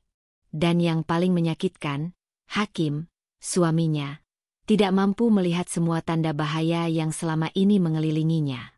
Pemakaman Farah berlangsung sederhana. Hanya beberapa kerabat terdekat yang datang. Hakim tampak linglung, seperti orang yang kehilangan arah. Ia menatap nisan bertuliskan nama istrinya dengan wajah kosong. Air matanya jatuh, tapi hatinya terasa mati. Ia belum bisa percaya. Tidak bisa menerima bahwa perempuan yang begitu dicintainya pergi begitu cepat, begitu tragis. Bu Ratri berdiri di sampingnya, memeluk bahu anaknya dengan raut wajah penuh simpati, tapi dalam hati, ada semacam kelegaan. Akhirnya, bisik batinnya. Namanya kini Kisha Wijaya, seorang pebisnis wanita yang konon baru pulang dari New York dan ingin membuka cabang bisnis di Indonesia. Ia memiliki akun media sosial yang tampak meyakinkan, kartu identitas palsu yang tampak sah, dan paspor luar negeri lengkap dengan riwayat perjalanan palsu ke berbagai negara. Intan menyewa jasa ahli identitas palsu dari kenalannya yang bekerja di bidang intelijen swasta. Dalam sebulan, Farah bukan lagi Farah. Ia telah menjadi Kisha. Gaya bicara berubah, penampilan berubah, bahkan cara ia tertawa kini terdengar berbeda. Tapi satu hal tak berubah, matanya. Mata yang menyimpan luka, dendam, dan cinta yang pernah ia korbankan. Sementara itu, Hakim mulai terguncang dengan kejanggalan-kejanggalan setelah kematian Farah. Ia merasa ada hal yang disembunyikan. Tidak ada catatan otopsi. Tidak ada foto jenazah resmi. Bahkan surat kematian hanya dikirimkan melalui email oleh pihak rumah sakit. Sangat tidak lazim. Ia sempat mencoba datang ke rumah sakit, tapi seluruh data pasien atas nama Farah telah dihapus. Ia bertanya pada beberapa dokter, tapi semuanya mengelak atau menjawab seadanya. Intuisi Hakim mengatakan, istrinya tidak benar-benar meninggal. Ia kembali membuka laptopnya, mencari rekaman CCTV hari terakhir Farah di rumah sakit, tapi data telah hilang. Ia lalu mencoba menyusuri keberadaan Intan, namun alamat tempat tinggalnya kosong. Seperti seseorang yang sengaja menghilang. Kamu masih hidup, ya? Bisik Hakim pada dirinya sendiri. Kalau iya, kenapa kamu sembunyi dariku? Di rumah tua milik Intan, Farah memandangi cermin besar. Rambut palsu coklat gelap membingkai wajahnya, dan riasan elegan membuatnya nyaris tak dikenali. Ia telah mempelajari gaya bicara wanita-wanita kelas atas, termasuk bagaimana cara memikat, bersikap percaya diri, dan memanipulasi percakapan. Ia mengambil lipstik dan menuliskan satu kalimat di cermin itu. Aku akan kembali. Tapi bukan sebagai Farah. Intan masuk dan tersenyum. Kamu siap? Farah mengangguk. Sudah terlalu lama aku ditindas. Sekarang giliranku memegang kendali. Episode ini ditutup dengan adegan Farah, sebagai Kisha, naik ke dalam mobil mewah yang disewa Intan. Ia melirik keluar jendela, ke arah kota yang dulu menyambutnya dengan cinta, tapi kini akan menyaksikan permainan balas dendam yang dirancang dengan hati-hati. Ia menarik napas panjang dan berkata lirih, Bu Ratri, Fania, bersiaplah. Aku belum mati. Aku baru saja lahir kembali. Matahari pagi menembus jendela gedung pencakar langit tempat berlangsungnya acara peluncuran investasi properti elit di pusat kota. Para tamu undangan dari berbagai kalangan bisnis dan sosialita berdatangan dengan busana mewah dan langkah percaya diri. Di antara mereka, hadir seorang wanita bergaun putih gading, bertumit tinggi, dengan rambut bergelombang kecoklatan dan kacamata hitam besar menutupi sebagian wajahnya. Ia memperkenalkan diri sebagai Kisha Wijaya, seorang investor dari luar negeri yang baru kembali ke Indonesia setelah bertahun-tahun mengembangkan bisnis di luar negeri. Tak seorang pun mengenal siapa sebenarnya wanita itu. Namun kehadirannya langsung menarik perhatian. Aura elegan, suara lembut berintonasi profesional, dan pengetahuan bisnis yang mumpuni menjadikan Kisha pusat perhatian di acara itu. Bahkan Fania yang turut hadir sebagai perwakilan dari bisnis keluarga Bu Ratri tak mampu menyembunyikan ketertarikannya. Sementara itu, Farah, atau kini Kisha, menahan degup jantungnya yang berdegup kencang. Ia berdiri begitu dekat dengan dua orang yang telah menghancurkan hidupnya, Fania dan Bu Ratri. Namun kini, bukan sebagai Farah yang dulu lemah dan penuh air mata, melainkan sebagai Kisha, wanita yang tak bisa dipermainkan begitu saja. Pertemuan pertama antara Kisha dan Fania terjadi secara tak sengaja, atau setidaknya terlihat demikian. Saat di meja minuman, Farah sengaja menyenggol gelas wine Fania, lalu segera meminta maaf dengan sikap tenang dan sopan. Fania tertawa kecil dan menganggapnya hal sepele. "Aku Fania, dari Ratri Group," katanya memperkenalkan diri sambil menyodorkan tangan. Farah, dengan senyum anggun yang menyimpan amarah, menjawab, "Kisha Wijaya, investor properti dan calon mitra baru, mungkin." Mata Fania berbinar, mencium aroma peluang dari wanita cantik dan kaya yang tampak mudah didekati. Mereka pun mengobrol hangat, dan tak butuh waktu lama sebelum Fania mengenalkan Kisha pada ibunya, Bu Ratri, yang duduk di meja VIP sambil memantau jalannya acara. Bu Ratri menatap Kisha dari ujung kepala hingga kaki. Awalnya ia ragu, ada sesuatu di mata wanita ini yang terasa familiar. Tapi dengan dandanan yang berbeda, postur tubuh yang lebih tegak dan gaya bicara yang jauh dari sosok Farah yang ia benci dulu, ia pun mengabaikan kecurigaannya. "Saya dengar Anda tertarik masuk ke dunia properti di Indonesia, Ibu Kisha," ujar Bu Ratri sambil menjabat tangannya. "Ya, saya ingin membangun koneksi dengan orang-orang lokal yang memiliki reputasi kuat, seperti keluarga Ibu," jawab Kisha, dengan senyum yang tersirat penuh makna. Dalam hatinya, Farah menahan geli.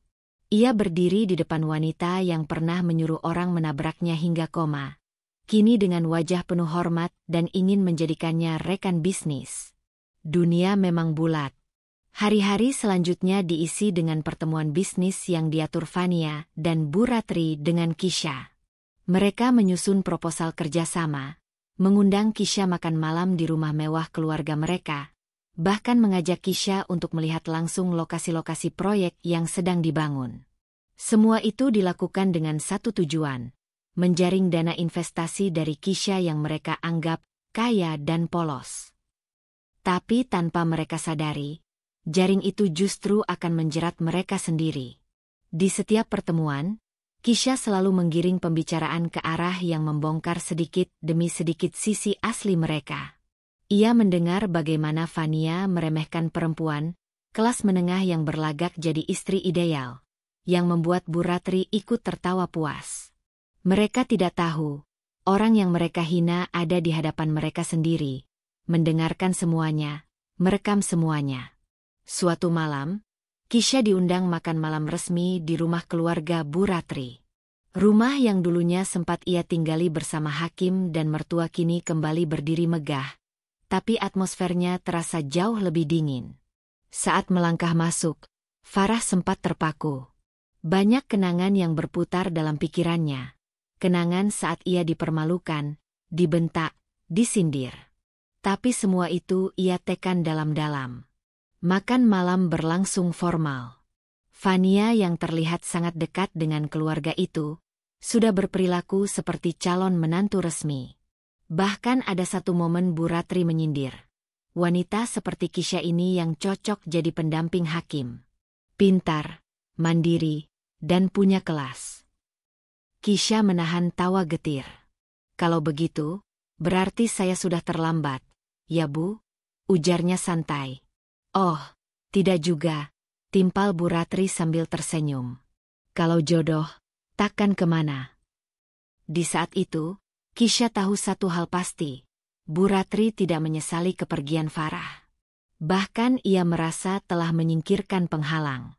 Keesokan harinya, Kisha mendapat undangan dari hakim untuk bertemu secara kebetulan. Rupanya hakim yang penasaran melihat sosok Kisha di beberapa berita dan media sosial, mulai merasa ada sesuatu yang aneh. Ia merasa Kisha begitu mirip Farah. Cara senyumnya, caranya menyisir rambut ke belakang telinga, bahkan caranya memutar sendok saat minum kopi.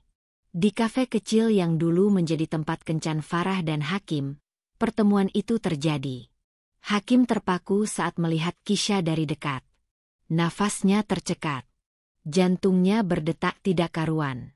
Maaf, sebelumnya, saya tahu ini terdengar aneh, tapi, apakah kita pernah bertemu sebelumnya? Tanya Hakim, gugup. Farah menahan emosinya, lalu menjawab dengan suara berat yang penuh karakter. Saya rasa tidak, Pak Hakim. Tapi saya sering dibilang punya wajah yang familiar. Hakim tertawa gugup, mencoba menepis kecurigaan hatinya. Tapi makin lama mereka mengobrol, makin banyak hal yang membuatnya yakin, Kisha bukan orang asing. Ia adalah Farah. Namun ia tak punya bukti, hanya firasat. Malam itu, setelah pertemuan dengan Hakim, Farah duduk sendirian di apartemen sewaannya. Ia menatap ke arah langit kota yang dipenuhi lampu dan gedung tinggi. Tangannya menggenggam erat foto USG bayi yang dulu tak sempat ia lahirkan. Air mata menetes perlahan. Ia tahu, semakin dalam ia menyusup ke dalam hidup mereka, semakin besar risiko ia terbongkar. Tapi ia juga tahu, jika ia tak melakukannya sekarang, luka itu akan terus menganga tanpa keadilan. Ia berkata pelan pada dirinya sendiri, Hakim akan tahu kebenaran pada waktunya. Tapi sebelum itu, Bu Ratri dan Fania harus tahu rasanya kehilangan, seperti yang aku rasakan dulu. Dan rencana besar Farah sebagai Kisha pun semakin matang. Satu persatu, ia akan membawa mereka masuk ke dalam permainan yang ia ciptakan, tanpa mereka sadari bahwa panggung ini milik Farah. Dan akhir cerita sudah ia tulis jauh sebelum mereka sempat menyadarinya. Suasana di ruang makan keluarga Bu Ratri malam itu begitu elegan. Lampu gantung kristal memantulkan cahaya lembut ke meja panjang yang telah disusun rapi dengan peralatan makan perak dan piring porselen mahal.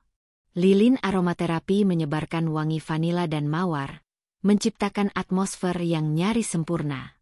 Di meja itu, duduk Fania, Bu Ratri, dan Hakim. Tapi kini ada satu tamu istimewa, Kisha Wijaya, yang tanpa mereka sadari adalah Farah, wanita yang dulunya nyaris kehilangan nyawa karena konspirasi mereka.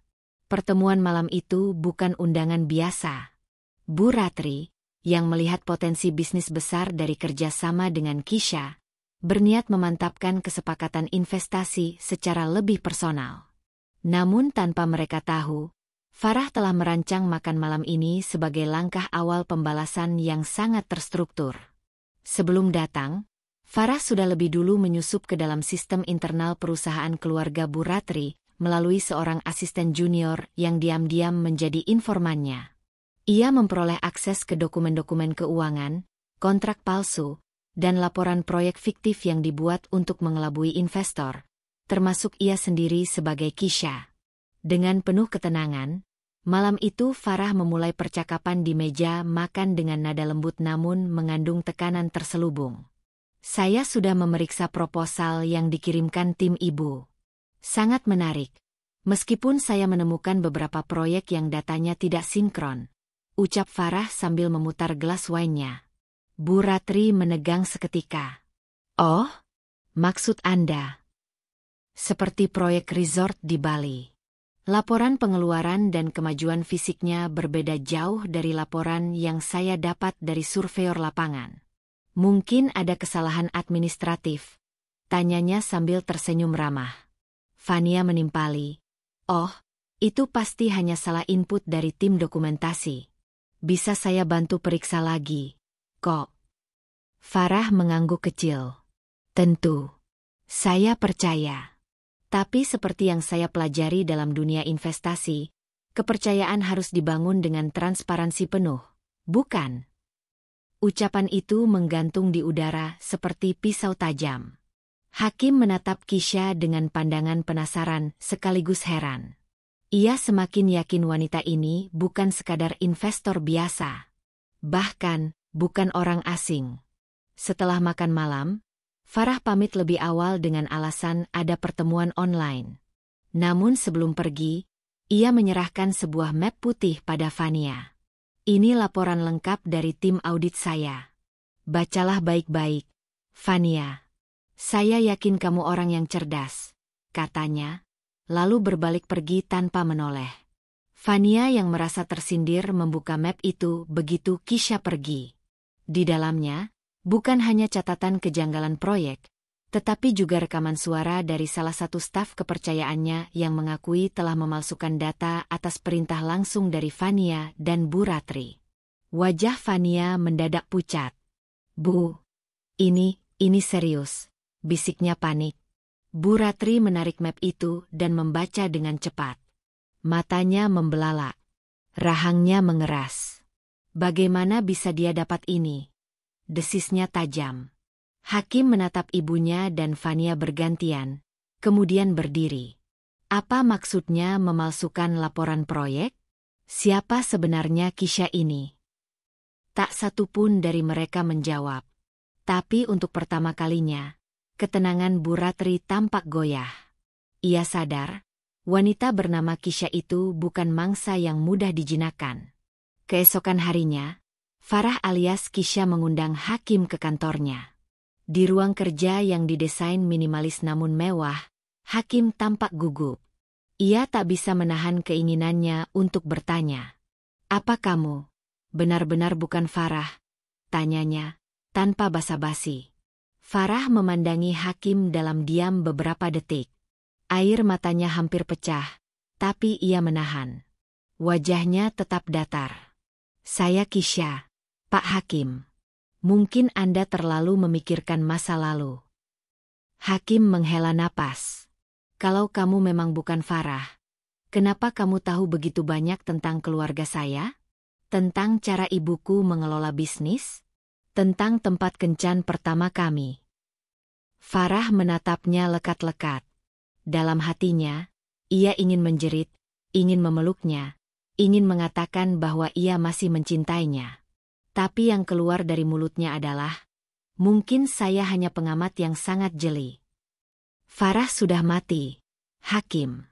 Kalaupun dia masih hidup, dia takkan kembali ke neraka yang sama. Setelah pertemuan itu, Hakim gelisah. Ia mulai menyelidiki lebih dalam. Ia kembali ke rumah sakit tempat Farah dikabarkan meninggal. Ia mengecek dokumen, bahkan mencoba menemui perawat yang dulu merawat Farah saat koma. Tapi semuanya sudah bersih. Terlalu bersih. Di sisi lain, Farah mempercepat langkahnya. Ia membocorkan sebagian bukti pemalsuan laporan ke media bisnis ternama, tapi menggunakan nama anonim. Berita tentang dugaan manipulasi data dalam grup properti besar pun menyebar luas. Nama Ratri Group mulai menjadi bahan pembicaraan. Investor lain mulai menarik diri. Saham mereka anjlok. Bu Ratri mulai panik. Namun ia belum tahu, itu baru permulaan. Farah kemudian menghubungi Fania secara pribadi dan mengundangnya makan malam di sebuah restoran rooftop yang mewah. Fania, yang sedang tertekan, tetap datang, karena ia tahu, wanita bernama Kisha itu bukan main-main. Dalam suasana remang yang elegan, Fania duduk dengan gugup. Farah menghidangkan anggur untuk mereka berdua. Tenang saja, tidak beracun, ujar Farah sambil tersenyum tajam. Apa sebenarnya yang kamu inginkan? Tanya Fania, langsung pada intinya. Farah menatapnya lekat. Aku ingin kamu tahu rasanya. Kehilangan segalanya. Seperti yang dulu aku rasakan. Fania mengernyit. Apa maksudmu? Farah menyandarkan tubuhnya, lalu berbisik pelan. Kamu ingat wanita yang kamu singkirkan dulu? Yang ditabrak mobil, lalu koma dan dinyatakan meninggal? Dia masih hidup. Wajah Fania membeku. Gelas di tangannya bergetar. Kamu Farah. Farah tersenyum kecil. Terlambat untuk menyesal. Fania berdiri dengan panik. Kamu pikir kamu bisa hancurkan kami dengan ini? Farah bangkit juga. Matanya dingin. Bukan cuma bisa. Aku akan. Dan dengan langkah ringan namun penuh kemenangan, ia meninggalkan Fania yang kini sepenuhnya kehilangan kendali. Kembali ke rumah, Fania meledak. Ia menangis, marah, dan menceritakan semuanya ke Bu Ratri. Kini keduanya sadar bahwa mereka sedang dijebak oleh orang yang mereka kira sudah mati. Bu Ratri tahu waktunya hampir habis. Ia harus mengambil langkah. Cepat. Kita harus hancurkan dia duluan sebelum dia buka semuanya, kata Bu Ratri dingin. Fania mengangguk. Tapi dalam hatinya, ia mulai goyah. Karena tatapan mata Farah malam itu, membuatnya tak bisa tidur semalaman. Dan tak seorang pun dari mereka tahu, Farah belum mengeluarkan senjata terakhirnya. Hari-hari belakangan ini terasa lebih sunyi bagi Hakim. Meski aktivitas pekerjaan berjalan seperti biasa dan bisnis keluarga masih berusaha bertahan di tengah badai pemberitaan negatif, hatinya justru lebih sering diselimuti perasaan yang tak bisa dijelaskan. Ada suara kecil yang terus mengusik nuraninya, tentang Farah. Tentang bagaimana wanita itu pergi secara tiba-tiba, dan tentang Kisha, wanita asing yang terlalu familiar. Hakim mengurung diri di ruang kerja malam itu. Ia menatap layar laptop, membuka folder foto-foto lama yang diambilnya diam-diam saat masih bersama Farah. Foto-foto saat mereka tertawa di taman, makan malam di rumah sambil duduk lesehan di karpet, atau saat Farah mengusap perut hamilnya yang kala itu baru masuk usia 5 bulan. Tangannya berhenti pada satu foto. Foto itu diambil sehari sebelum Farah ditabrak. Ia mengenakan gaun biru muda, rambut diikat rapi, dan wajahnya bersinar penuh harapan saat memberikan hadiah kecil untuk ulang tahun Hakim. Lalu bayangan Kisha muncul di benaknya. Cara Kisha menyentuh gelas, menyisir rambut ke belakang telinga, atau bahkan ekspresi menahan tangis yang nyaris sama, membuat detak jantung Hakim berdentum kencang. Kenapa semua ini terasa seperti Farah? Bisiknya pada diri sendiri. Hakim mencoba mencari tahu lebih jauh. Ia menyewa seorang penyelidik pribadi untuk menelusuri identitas Kisha Wijaya. Tapi hasil yang didapatnya justru membingungkan. Rekam jejak Kisha baru muncul 2 bulan lalu. Sebelumnya, tidak ada apa-apa. Seolah-olah wanita itu baru muncul dari udara. Tak puas, Hakim kembali ke rumah sakit tempat Farah dirawat dulu. Ia meminta bertemu dokter yang menangani Farah saat kecelakaan. Namun dokter itu sudah pindah ke luar negeri. Perawat yang dulu berjaga pun tak bisa ditemukan. Ada hal janggal. Sangat janggal. Dan puncaknya terjadi saat ia tanpa sengaja melihat kalung perak kecil yang dikenakan Kisha dalam sebuah pertemuan bisnis. Kalung itu sangat mirip dengan hadiah yang dulu diberikannya pada Farah saat ulang tahun pernikahan pertama mereka. Kalung itu adalah model custom. Hanya ada satu di dunia. Itu bukan kebetulan. Hakim mulai mendekati Kisha dengan alasan ingin menjalin kerja sama bisnis lebih dalam. Ia ingin melihat reaksinya, mendengar suaranya lebih lama, dan menguji instingnya. Pertemuan dilakukan di sebuah kafe tenang di tepi danau buatan. Suasana sore dengan angin sepau-sepau dan langit oranye menciptakan latar yang indah, namun suasana hati mereka jauh dari tenang. Hakim memulai dengan basa-basi, tapi kemudian pelan-pelan membawa percakapan ke ranah pribadi. Maaf kalau ini terdengar lancang, tapi, apakah kamu pernah menikah? Tanya Hakim dengan suara berat. Farah yang menyamar sebagai Kisha hanya tersenyum tenang. Itu pertanyaan yang sangat pribadi, Pak Hakim. Tapi kamu sangat mirip dengan seseorang yang sangat saya cintai. Bahkan suara kamu, caramu memegang cangkir itu, sangat khas. Lanjut Hakim. Farah menatap Hakim, dan untuk beberapa detik matanya terlihat lembut. Namun ia segera memalingkan wajah. Mungkin itu hanya kebetulan. Atau mungkin Anda belum benar-benar melupakan dia. Hakim diam. Tatapan matanya tak lepas dari wajah Farah. Aku tak pernah bisa melupakan Farah. Bahkan sampai hari ini. Lirihnya. Farah menahan napas. Kata-kata itu menghantamnya dengan emosi bercampur. Rindu, luka, dan dendam. Tapi ia tahu, belum waktunya membuka kedok. Ia segera berdiri. Maaf, saya harus pergi. Terima kasih untuk waktunya.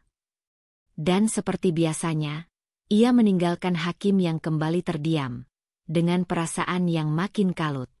Malam itu, Hakim kembali ke kamar dan menatap foto-foto Farah. Ia lalu membuka catatan rekaman CCTV kecelakaan yang dulu nyaris membuat Farah tewas. Ia memperhatikan ulang, frame demi frame. Matanya menajam saat melihat seseorang yang sangat dikenalnya. Pak Somad, mantan tukang kebun ibunya yang sudah diberhentikan sejak lama. Lelaki itu berada di dekat lokasi tabrakan. Dengan napas tercekat, Hakim mulai menyadari, apa yang terjadi pada Farah mungkin bukan kecelakaan. Sementara itu, Farah makin dalam mengeksekusi rencana balas dendamnya. Ia menyewa tim pengacara untuk menggugat sejumlah proyek milik Bu Ratri yang melanggar banyak perjanjian. Laporan-laporan audit terus dikirim ke pihak berwenang. Dalam waktu singkat, Bu Ratri mulai menerima panggilan hukum dari lembaga pengawas usaha dan mulai mengalami penarikan dana dari investor-investor penting. Di sisi lain, Fania mulai stres berat. Ia merasa terus diikuti. Ia merasa setiap langkahnya diawasi. Dan lebih buruk lagi, ia mendengar bisikan bahwa Hakim kini mulai curiga bahwa Farah masih hidup. Bu, kita harus lakukan sesuatu. Dia akan buka semuanya, ucap Fania panik di rumah Bu Ratri.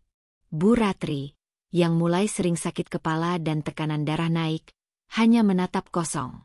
Tenang, aku sudah siapkan semuanya.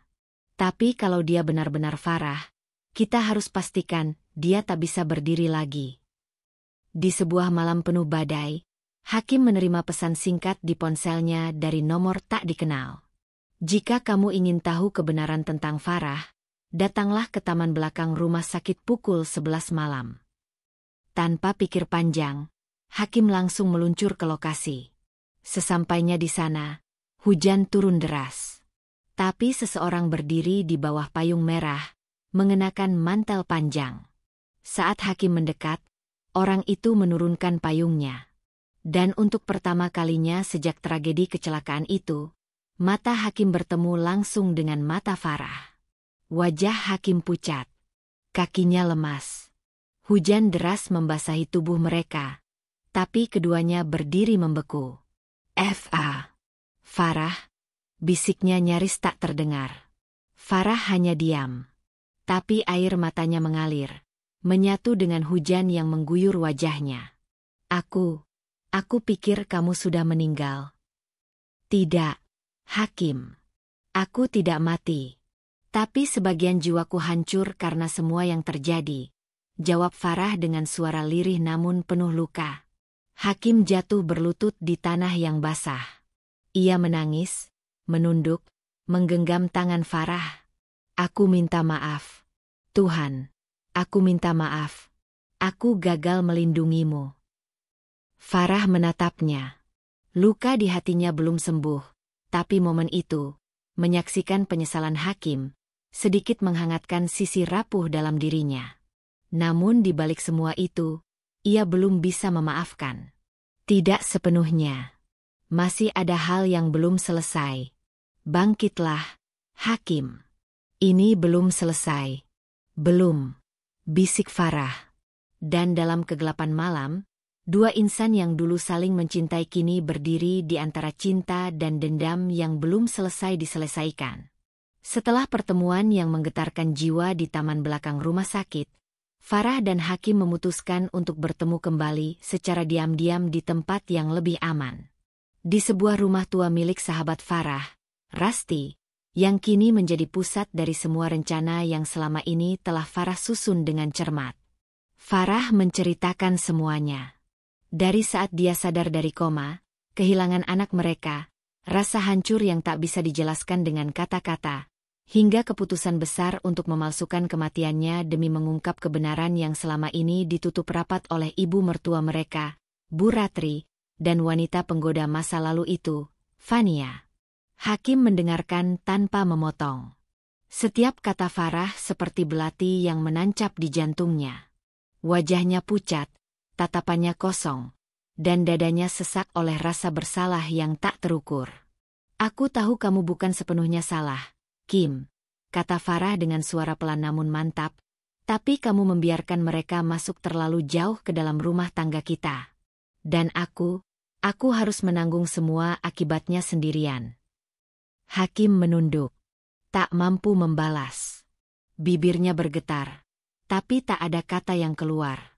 Aku tidak butuh belas kasihan, lanjut Farah, aku butuh keadilan.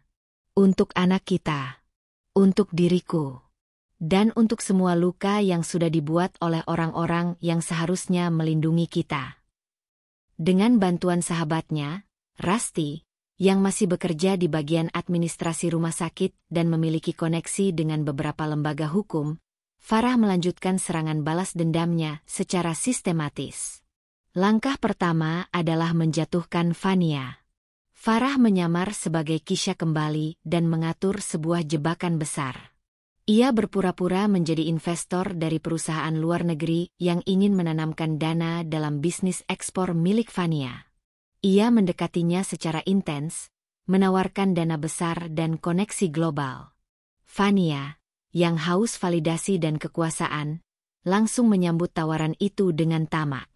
Farah meminta seluruh proposal bisnis dan dokumen keuangan Fania, dan dengan bantuan pengacara, ia menyelipkan beberapa kesalahan kecil dalam kontrak yang nantinya bisa menjadi bom waktu hukum. Tak lama kemudian, dokumen-dokumen tersebut diserahkan ke lembaga pajak dan divisi investigasi keuangan. Hasilnya mengejutkan. Banyak proyek Fania selama ini menggunakan dana fiktif, dan beberapa investasi yang ia kelola ternyata berasal dari sumber ilegal yang tak tercatat secara resmi. Media mulai mencium bau skandal. Berita mulai bermunculan.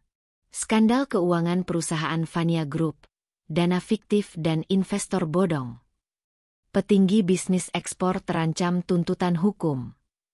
Tak hanya itu, Farah menyebarkan informasi kepada para investor lama Bu Ratri tentang potensi kerugian akibat kerjasama dengan keluarga yang kini berada di bawah pengawasan hukum. Satu persatu investor menarik dananya. Laporan kerugian mulai membengkak. Karyawan gelisah. Kantor pusat mulai panik. Di tengah kekacauan itu, Farah menyusupkan satu rekaman penting, rekaman percakapan yang terjadi di sebuah pesta pribadi, saat Bu Ratri dan Fania tanpa sadar berbicara tentang rencana mereka terhadap Farah. Syukurlah dia akhirnya pergi. Farah itu batu sandungan, kata Fania dalam rekaman, diiringi tawa ringan Bu Ratri yang menyahut, anak itu terlalu lemah untuk dunia ini. Sekarang Hakim bisa kembali ke yang pantas. Farah memberikan rekaman itu kepada Hakim.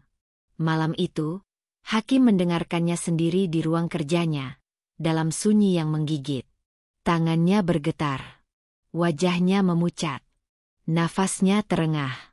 Ia tak bisa percaya bahwa ibunya sendiri, yang selama ini ia hormati, ternyata adalah dalang dari kehancuran hidup istrinya. Seseorang yang pernah ia sebut sebagai sosok paling penting setelah istri. Tak bisa menahan emosinya, Hakim mengambil mobil dan langsung menuju rumah ibunya malam itu juga. "Kenapa, Bu?" bentaknya begitu masuk ke ruang tamu, membuat Bu Ratri terperanjat. "Apa-apaan kamu ini, Hakim? Kenapa ibu lakukan semua itu ke Farah?" Suaranya nyaris histeris, penuh amarah dan luka. Bu Ratri terdiam sejenak, lalu menghela napas. "Karena aku tidak ingin kamu hidup dengan wanita yang tidak layak." "Dia istriku," teriak Hakim. "Dia ibu dari anakku. Dan karena ibu, anak itu tak pernah lahir ke dunia." Suasana membeku. Bu Ratri mulai kehilangan kendali, mencoba membela diri, tapi Hakim sudah tak peduli. "Saya sudah dengar semuanya, Bu. Dari awal sampai akhir. Dan saya tidak akan pernah memaafkan apa yang ibu lakukan." Ia meninggalkan rumah itu tanpa menoleh lagi, meninggalkan Bu Ratri yang terduduk lemas, untuk pertama kalinya merasa kalah. Di sisi lain kota, Farah duduk di depan jendela, menatap langit malam yang kelam. Pikirannya melayang pada anak yang tidak pernah sempat ia peluk, pada luka yang terus menganga, dan pada cinta yang pernah hampir musnah. Ponselnya berbunyi. Pesan dari Hakim. "Aku sudah dengar semuanya. Dan aku berdiri di pihakmu, sekarang dan selamanya. Maaf karena selama ini aku buta. Maaf karena aku tak jadi pelindung.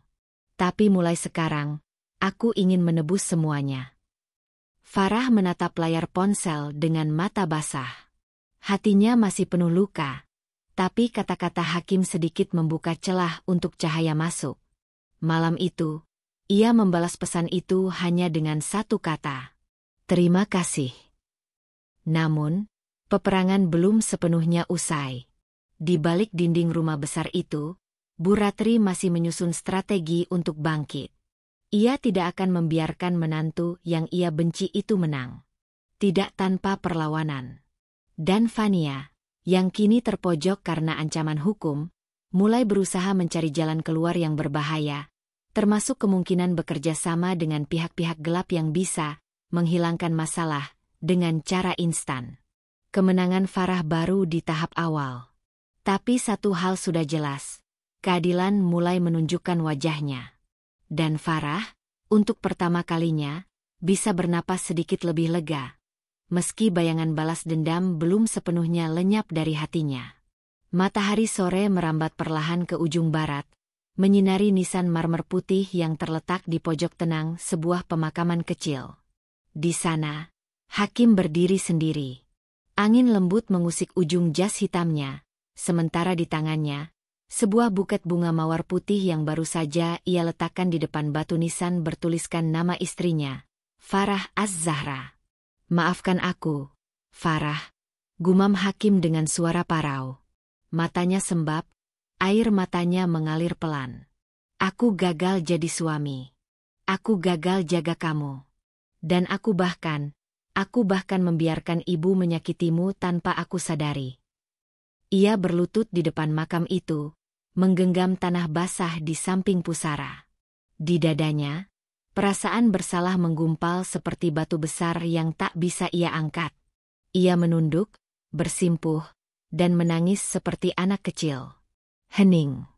Tak ada suara lain selain desir angin dan tangis lirih seorang pria yang kehilangan segalanya karena terlalu mempercayai cinta yang salah arah.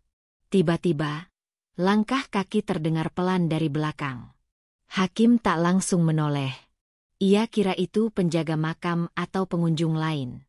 Tapi langkah itu berhenti hanya beberapa meter di belakangnya. "Kalau kamu benar-benar menyesal, jangan cuma menangis di atas nisan kosong, Kim." Hakim kaget. Ia berdiri tergesa, menoleh, dan matanya membelalak. Di hadapannya, berdiri seorang wanita dalam balutan kerudung abu-abu. Wajahnya tenang namun mata itu tak asing. Farah. Suaranya bergetar. Farah menatapnya dengan mata berkaca-kaca. Bibirnya bergetar mencoba menahan emosi.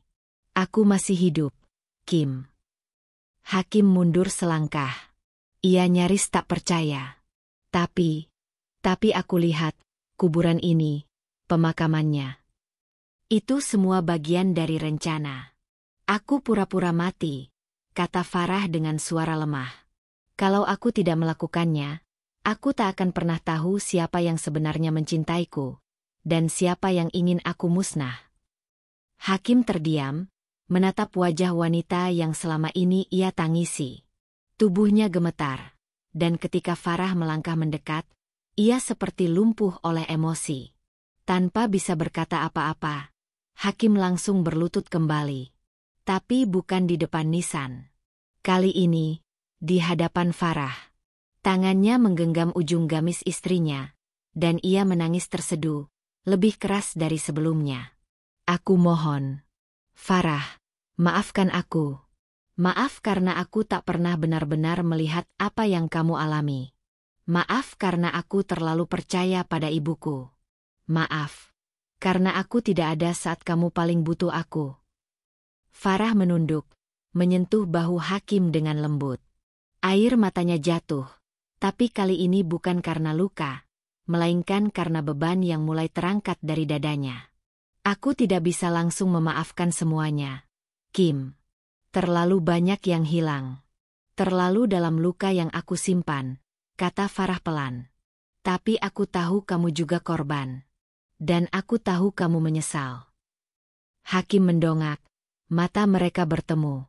Dalam tatapan itu, ada kejujuran, ada luka, ada cinta, dan ada harapan kecil yang perlahan muncul kembali. Farah menghela napas panjang. Kalau kamu sungguh ingin memperbaiki semuanya, buktikan. Lindungi aku sekarang. Bukan dengan kata-kata, tapi dengan tindakan. Hakim mengangguk, berkali-kali, dengan wajah basah. Aku akan lakukan apa saja. Apapun, Farah. Asal kamu kembali. Aku tak akan biarkan siapapun menyakitimu lagi. Termasuk ibu. Beberapa hari kemudian, Farah kembali ke rumah sahabatnya, Rasti. Kali ini, ia tidak sendiri. Hakim menyusul beberapa jam kemudian, membawa koper dan tas ransel. Aku sudah keluar dari rumah, katanya sambil menurunkan koper ke lantai. Ibu, sudah tahu aku tahu semuanya. Farah hanya menatap, tanpa banyak ekspresi. Aku tidak marah padanya karena menentang pernikahan kita, tapi aku tidak bisa menerima rencananya yang hampir membunuhmu. Dan aku juga tidak bisa tinggal di rumah yang pernah jadi tempat direncanakannya kejahatan sebesar itu. Farah duduk di kursi dekat jendela, menatap keluar. Apa ibumu marah? Dia menangis. Tapi dia tidak meminta maaf, kata Hakim pelan. Dia masih merasa kamu yang merusak hidupku. Farah menoleh dengan lirih. Padahal yang kuinginkan cuma jadi istri yang baik. Aku tahu itu, kata Hakim. Ia duduk di samping Farah, berusaha menggenggam tangannya. Dan kamu sudah lebih dari cukup, Farah. Kamu perempuan paling kuat yang pernah aku kenal. Farah membiarkan genggaman itu. Untuk pertama kalinya setelah sekian lama, ia merasa sedikit hangat. Ada ketulusan dari Hakim yang kini tak bisa ia abaikan. Aku ingin kita mulai dari awal, kata Hakim. Kalau kamu bersedia. Farah mengangguk pelan. Tapi bukan di kota ini. Hakim menatap istrinya dalam-dalam. Apapun yang kamu mau, aku ikut. Namun, jalan menuju kebahagiaan mereka tidak langsung mulus. Bu Ratri yang mendengar kabar bahwa Hakim memilih meninggalkan rumah dan membela Farah, merasa dihianati. Ia semakin kalap. Beberapa kali ia menghubungi Hakim, tapi ditolak. Sementara itu, Fania yang reputasinya hancur total akibat skandal keuangan yang dibocorkan oleh Kisha, mulai membabi buta.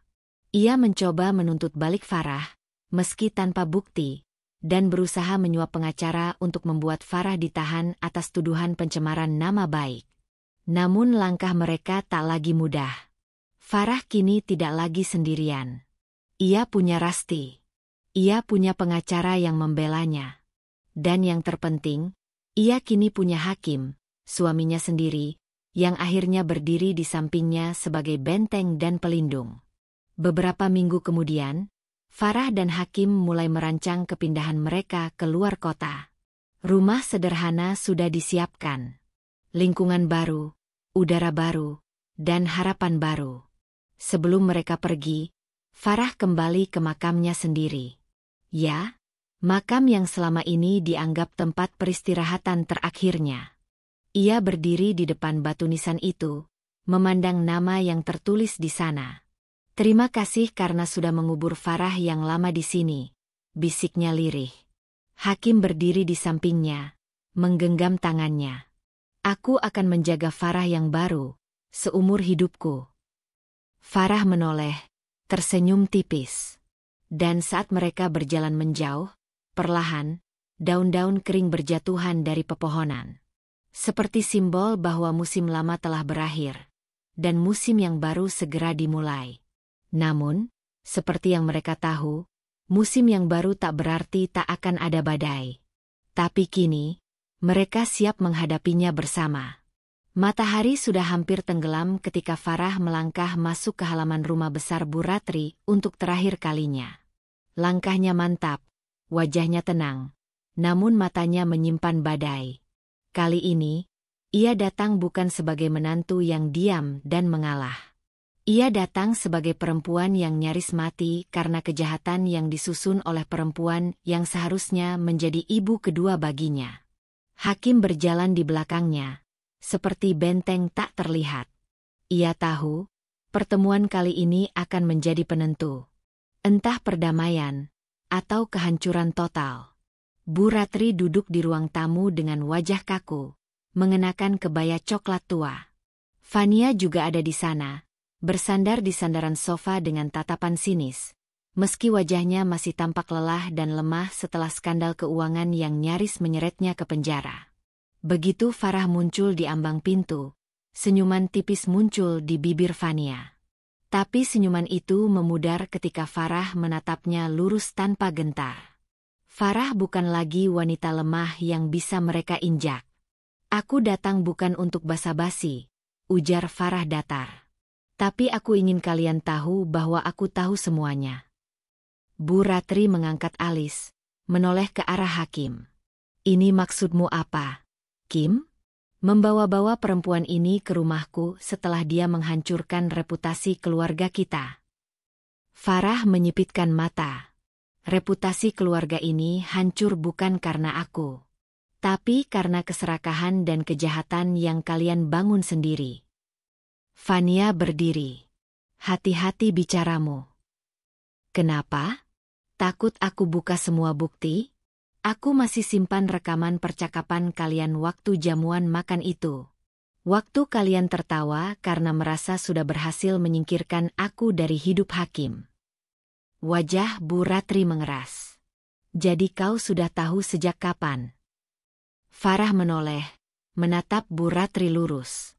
"Sejak aku koma dan kehilangan anakku karena rencana kalian. Sejak aku sadar kalian menyuruh orang untuk menabrakku agar aku hilang dari hidup ini. Sejak kau menyewa mantan tukang kebunmu untuk membunuh menantumu sendiri." Suara Farah meninggi. Udara di ruangan itu menjadi panas seketika. Hakim masih berdiri di belakang Farah, tapi sorot matanya sudah berubah tajam ke arah ibunya. "Aku berharap itu tidak benar, Bu," ujar Hakim lirih tapi dalam. "Tapi rekaman itu, pengakuan Fania, semuanya sudah cukup." Ibu menolak mengaku, tapi semua bukti sudah menunjukkan apa yang ibu lakukan. Bu Ratri menatap anaknya. Mata wanita tua itu memerah. Tapi bukan karena penyesalan, melainkan karena harga dirinya terluka. "Semua yang kulakukan, aku lakukan untukmu, Kim. Aku hanya ingin kau bersama perempuan yang pantas. Bukan perempuan seperti dia yang tak punya darah bangsawan, tak punya koneksi, tak ada latar belakang keluarga yang layak disebut." Farah melangkah maju. Tangannya mengepal. "Apa salahku sampai kau ingin aku mati, Bu? Kau mencuri anakku. Kau jauhkan dia dari aku. Kau buat dia berubah menjadi laki-laki yang memuliakan istri daripada ibunya sendiri. Farah tersenyum miris. Karena aku istrinya. Dan karena dia bukan anak kecil lagi yang harus terus-menerus diatur. Tapi kau tak pernah mau melepasnya. Bahkan kau rela membunuh demi membuatnya kembali tunduk padamu. Fania mencoba menengahi. Farah, cukup. Kau pikir dengan semua drama ini kau akan dapat simpati? Dunia sekarang tahu siapa kamu sebenarnya. Penipu, pembalas dendam, wanita yang pura-pura mati demi membuat kerusuhan. Farah menoleh padanya. Tajam. Dan kau pikir dunia tidak tahu kamu hampir masuk penjara karena penggelapan dana? Jangan lupa. Banyak yang tahu siapa yang menyusun laporan palsu dana investasi itu. Kau tinggal beruntung karena aku tidak menyeretmu sepenuhnya ke hukum. Tapi itu bisa berubah. Bu Ratri berdiri. Sudah cukup. Ia menatap Farah, lalu Hakim. Kalau kau memilih dia, jangan pernah kembali lagi ke rumah ini. Kau bukan anakku lagi. Hakim diam. Ia menatap ibunya lama sekali, sebelum akhirnya menjawab dengan suara pelan namun mantap. Baik. Kalau itu yang ibu inginkan, anggap saja aku sudah tidak ada. Tapi ketahuilah, ibu bukan kehilangan anak karena aku menikahi Farah. Ibu kehilangan anak karena ibu sendiri yang mendorongku menjauh dengan kebencian dan kejahatan. Air mata mengalir di pipi Bu Ratri, tapi bukan karena sedih. Ia marah, kecewa, dan terluka oleh kenyataan bahwa kini ia benar-benar ditinggal oleh anaknya sendiri. Farah dan Hakim berbalik. Mereka berjalan keluar dari rumah itu tanpa menoleh.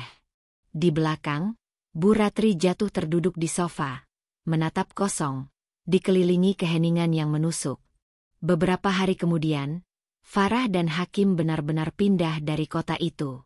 Rumah baru mereka sederhana, berada di pinggir kota kecil yang jauh dari hiruk-pikuk. Di rumah itu, Farah mulai tersenyum lagi. Ia menanam bunga, memasak, dan mulai menata ulang hidup yang selama ini porak-poranda.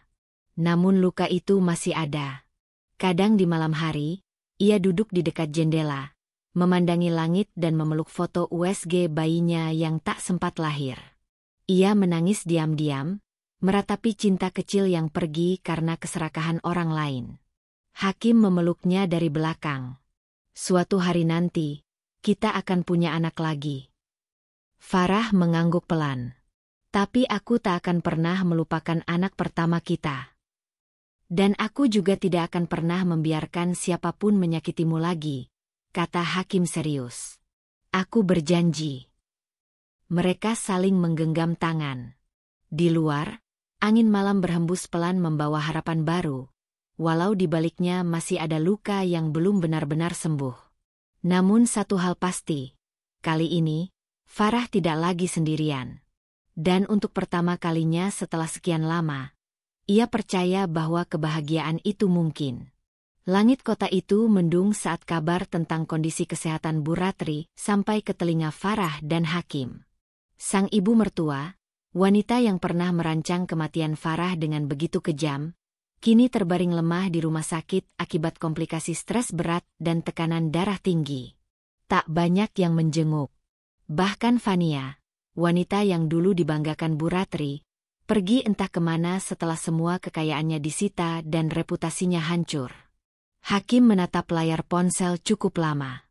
Pesan dari perawat rumah sakit menyampaikan bahwa kondisi ibunya terus menurun dan sang ibu berkali-kali menyebut nama anaknya, meminta Hakim datang. Dia mencarimu, kata Farah pelan, menatap suaminya yang duduk termenung di tepi ranjang mereka. Hakim mengangguk pelan, tapi wajahnya masih ragu. Aku tidak tahu apa aku siap melihatnya lagi. Setelah semua yang dia lakukan, aku masih marah. Tapi dia tetap ibuku. Farah diam sejenak, menatap keluar jendela. Dedaunan di halaman rumah kecil mereka berguguran perlahan, seolah ikut mengiringi suasana hati yang suram. Aku tidak melarangmu untuk pergi menemuinya, ujar Farah akhirnya. Kalau kau merasa perlu untuk menutup luka itu, tutuplah. Tapi jangan paksa aku untuk ikut. Nada suara Farah datar tapi dalam. Hakim menoleh. Di mata istrinya masih tersimpan luka yang belum sembuh. Luka kehilangan anak. Luka dikhianati. Luka karena kepercayaan yang dibalas dengan rencana pembunuhan. Maafkan aku, bisik Hakim. Aku hanya ingin semua ini berakhir. Dengan damai. Kadang tidak semua luka bisa sembuh dengan damai, balas Farah pelan. Ada yang sembuh dengan jarak. Keesokan harinya, Hakim pergi seorang diri ke rumah sakit. Ruangan itu sunyi. Hanya suara detak monitor yang memantau detak jantung Bu Ratri yang terdengar. Tubuh wanita itu terlihat lebih kecil dari terakhir kali Hakim melihatnya. Renta, rapuh, dan tampak kalah oleh waktu. Hakim duduk di samping ranjang. Ia menggenggam tangan ibunya. Tangannya dingin. Bu Ratri membuka mata perlahan. Wajahnya pucat tapi senyumnya muncul tipis begitu melihat Hakim. Anakku, akhirnya kau datang. Suaranya pelan dan nyaris tak terdengar. Hakim menelan ludah. Aku datang, Bu. Aku tahu. Ibu salah. Terlalu keras. Terlalu memaksamu. Bu Ratri menarik napas panjang. Dadanya naik turun lemah. Ibu hanya takut. Kehilanganmu. Ibu tidak kehilangan aku karena Farah. Ujar Hakim lirih. Ibu kehilangan aku karena kejahatan ibu sendiri. Ibu menyakiti orang yang kucintai. Bahkan membunuh cucu ibu sendiri. Air mata turun dari sudut mata Bu Ratri. Tapi ia tidak membela diri. Ia hanya berkata, aku menyesal, terlalu terlambat, ya. Hakim menggenggam tangan itu lebih erat. Ya, Bu. Terlambat. Tapi aku maafkan ibu. Bukan karena ibu layak dimaafkan, tapi karena aku ingin selesai dengan semua ini. Bu Ratri menatap anaknya lama. Farah, dia, baik-baik saja. Iya. Tapi dia tidak akan datang. Dan ibu tidak berhak memaksa. Senyum tipis muncul di wajah tua itu. Kau jaga dia baik-baik, ya. Dan itulah kalimat terakhir yang keluar dari mulut Bu Ratri. Farah berdiri di balkon rumah saat Hakim kembali. Wajah suaminya terlihat tenang tapi lelah. Farah tidak bertanya apapun. Ia hanya membiarkan Hakim masuk dan duduk di sofa. Ada jeda panjang sebelum akhirnya Hakim berkata lirih, dia sudah pergi. Farah menunduk, tidak menjawab. Tak ada air mata. Tak ada amarah. Dia minta maaf, dengan caranya. Apa itu cukup untuk menebus semua? Tanya Farah pelan. Tidak, jawab Hakim jujur. Tapi cukup untuk membiarkan semuanya pergi. Farah menarik napas dalam-dalam. Kalau begitu, saatnya kita pergi juga. Hakim menoleh. Pergi kemana? Pergi dari kota ini. Dari semua kenangan buruk ini. Aku ingin hidup yang baru, Kim. Aku ingin membangun rumah yang damai. Tempat di mana aku tak perlu takut dikhianati atau dibenci hanya karena aku menjadi istrimu. Hakim menatap Farah lama. Lalu mengangguk. Kita mulai dari awal. 2 minggu kemudian, rumah yang mereka tinggali telah dikosongkan. Farah dan Hakim pindah ke kota kecil di daerah pegunungan. Tempat di mana udara masih bersih dan orang-orang tidak peduli siapa nama belakangmu. Di rumah baru itu, Farah menanam pohon kenanga di halaman.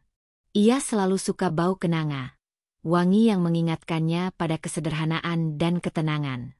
Hakim membuka praktik konsultan kecil dari rumah, dan Farah mulai menulis di blog tentang kehidupannya, secara anonim. Hari-hari mereka perlahan menjadi normal. Tidak sempurna, tapi cukup. Tapi luka itu tetap ada. Kadang Farah masih menangis di malam hari. Kadang ia masih memimpikan anak kecil yang tak sempat ia peluk. Tapi ia tidak larut dalam kesedihan. Karena kali ini, ia tahu luka itu tidak harus lenyap. Ia hanya perlu belajar berdamai dengannya. Suatu malam, Farah duduk di beranda rumah. Di tangannya, sebuah foto USG kecil yang nyaris usang. Ia menatap foto itu lama, sebelum akhirnya berkata pelan, "Nak, Mama belum bisa melupakanmu. Tapi Mama ingin kau tahu. Mama tidak lagi dikuasai oleh dendam. Karena dendam hanya membuat kita terus hidup di masa lalu. Tapi kenangan tentangmu akan Mama simpan. Untuk menguatkan, bukan menyiksa." Hakim mendekat dan duduk di sampingnya, menggenggam tangannya tanpa kata. Di bawah langit malam yang sunyi, Farah menutup matanya sejenak dan tersenyum. Kali ini, bukan karena kemenangan, tapi karena akhirnya, ia merasa bebas. Rumah kecil di lereng bukit itu tidak mewah, namun hangat. Pagi-pagi selalu disambut kicauan burung dan embun yang masih melekat di daun. Farah menyiram bunga kenanga yang kini tumbuh subur di halaman, sembari sesekali memandangi langit yang selalu tampak lebih biru dari tempat mereka tinggalkan. Di tempat ini, ia dan Hakim memulai lembaran baru. Hidup sederhana, jauh dari hiruk-pikuk kota dan bayang-bayang masa lalu. Sudah 6 bulan berlalu sejak mereka meninggalkan kota itu, namun kadang bayangan tragedi masih menyelinap dalam sunyi. Hakim kini membuka kantor hukum kecil di kota terdekat, dan Farah mengisi hari-harinya dengan menulis dan mengajar les privat bagi anak-anak sekitar. Mereka tidak lagi punya pengurus rumah tangga, tidak punya asisten pribadi atau sopir. Tapi Farah justru merasa hidup mereka lebih nyata sekarang. Suatu sore, Farah duduk di ruang tengah, membuka laci kecil tempat ia menyimpan benda-benda kenangan. Dari dalamnya, ia mengeluarkan foto USG kehamilannya yang dulu. Kertas itu sudah mulai menguning, tapi gambar kecil itu tetap jelas. Bentuk mungil janin yang dulu hidup di rahimnya. Sejenak ia terdiam, membiarkan hatinya dipenuhi oleh rasa yang tak pernah benar-benar pergi. Hakim masuk dan melihat istrinya tengah menatap foto itu. Ia tak mengatakan apa-apa. Ia tahu, hari-hari seperti ini akan datang. Hari di mana Farah kembali teringat akan kehilangan yang tak bisa tergantikan. "Aku kadang masih membayangkan bagaimana wajahnya kalau ia lahir," gumam Farah pelan, matanya tak lepas dari foto kecil itu. "Apakah mirip aku? Atau mirip kamu?"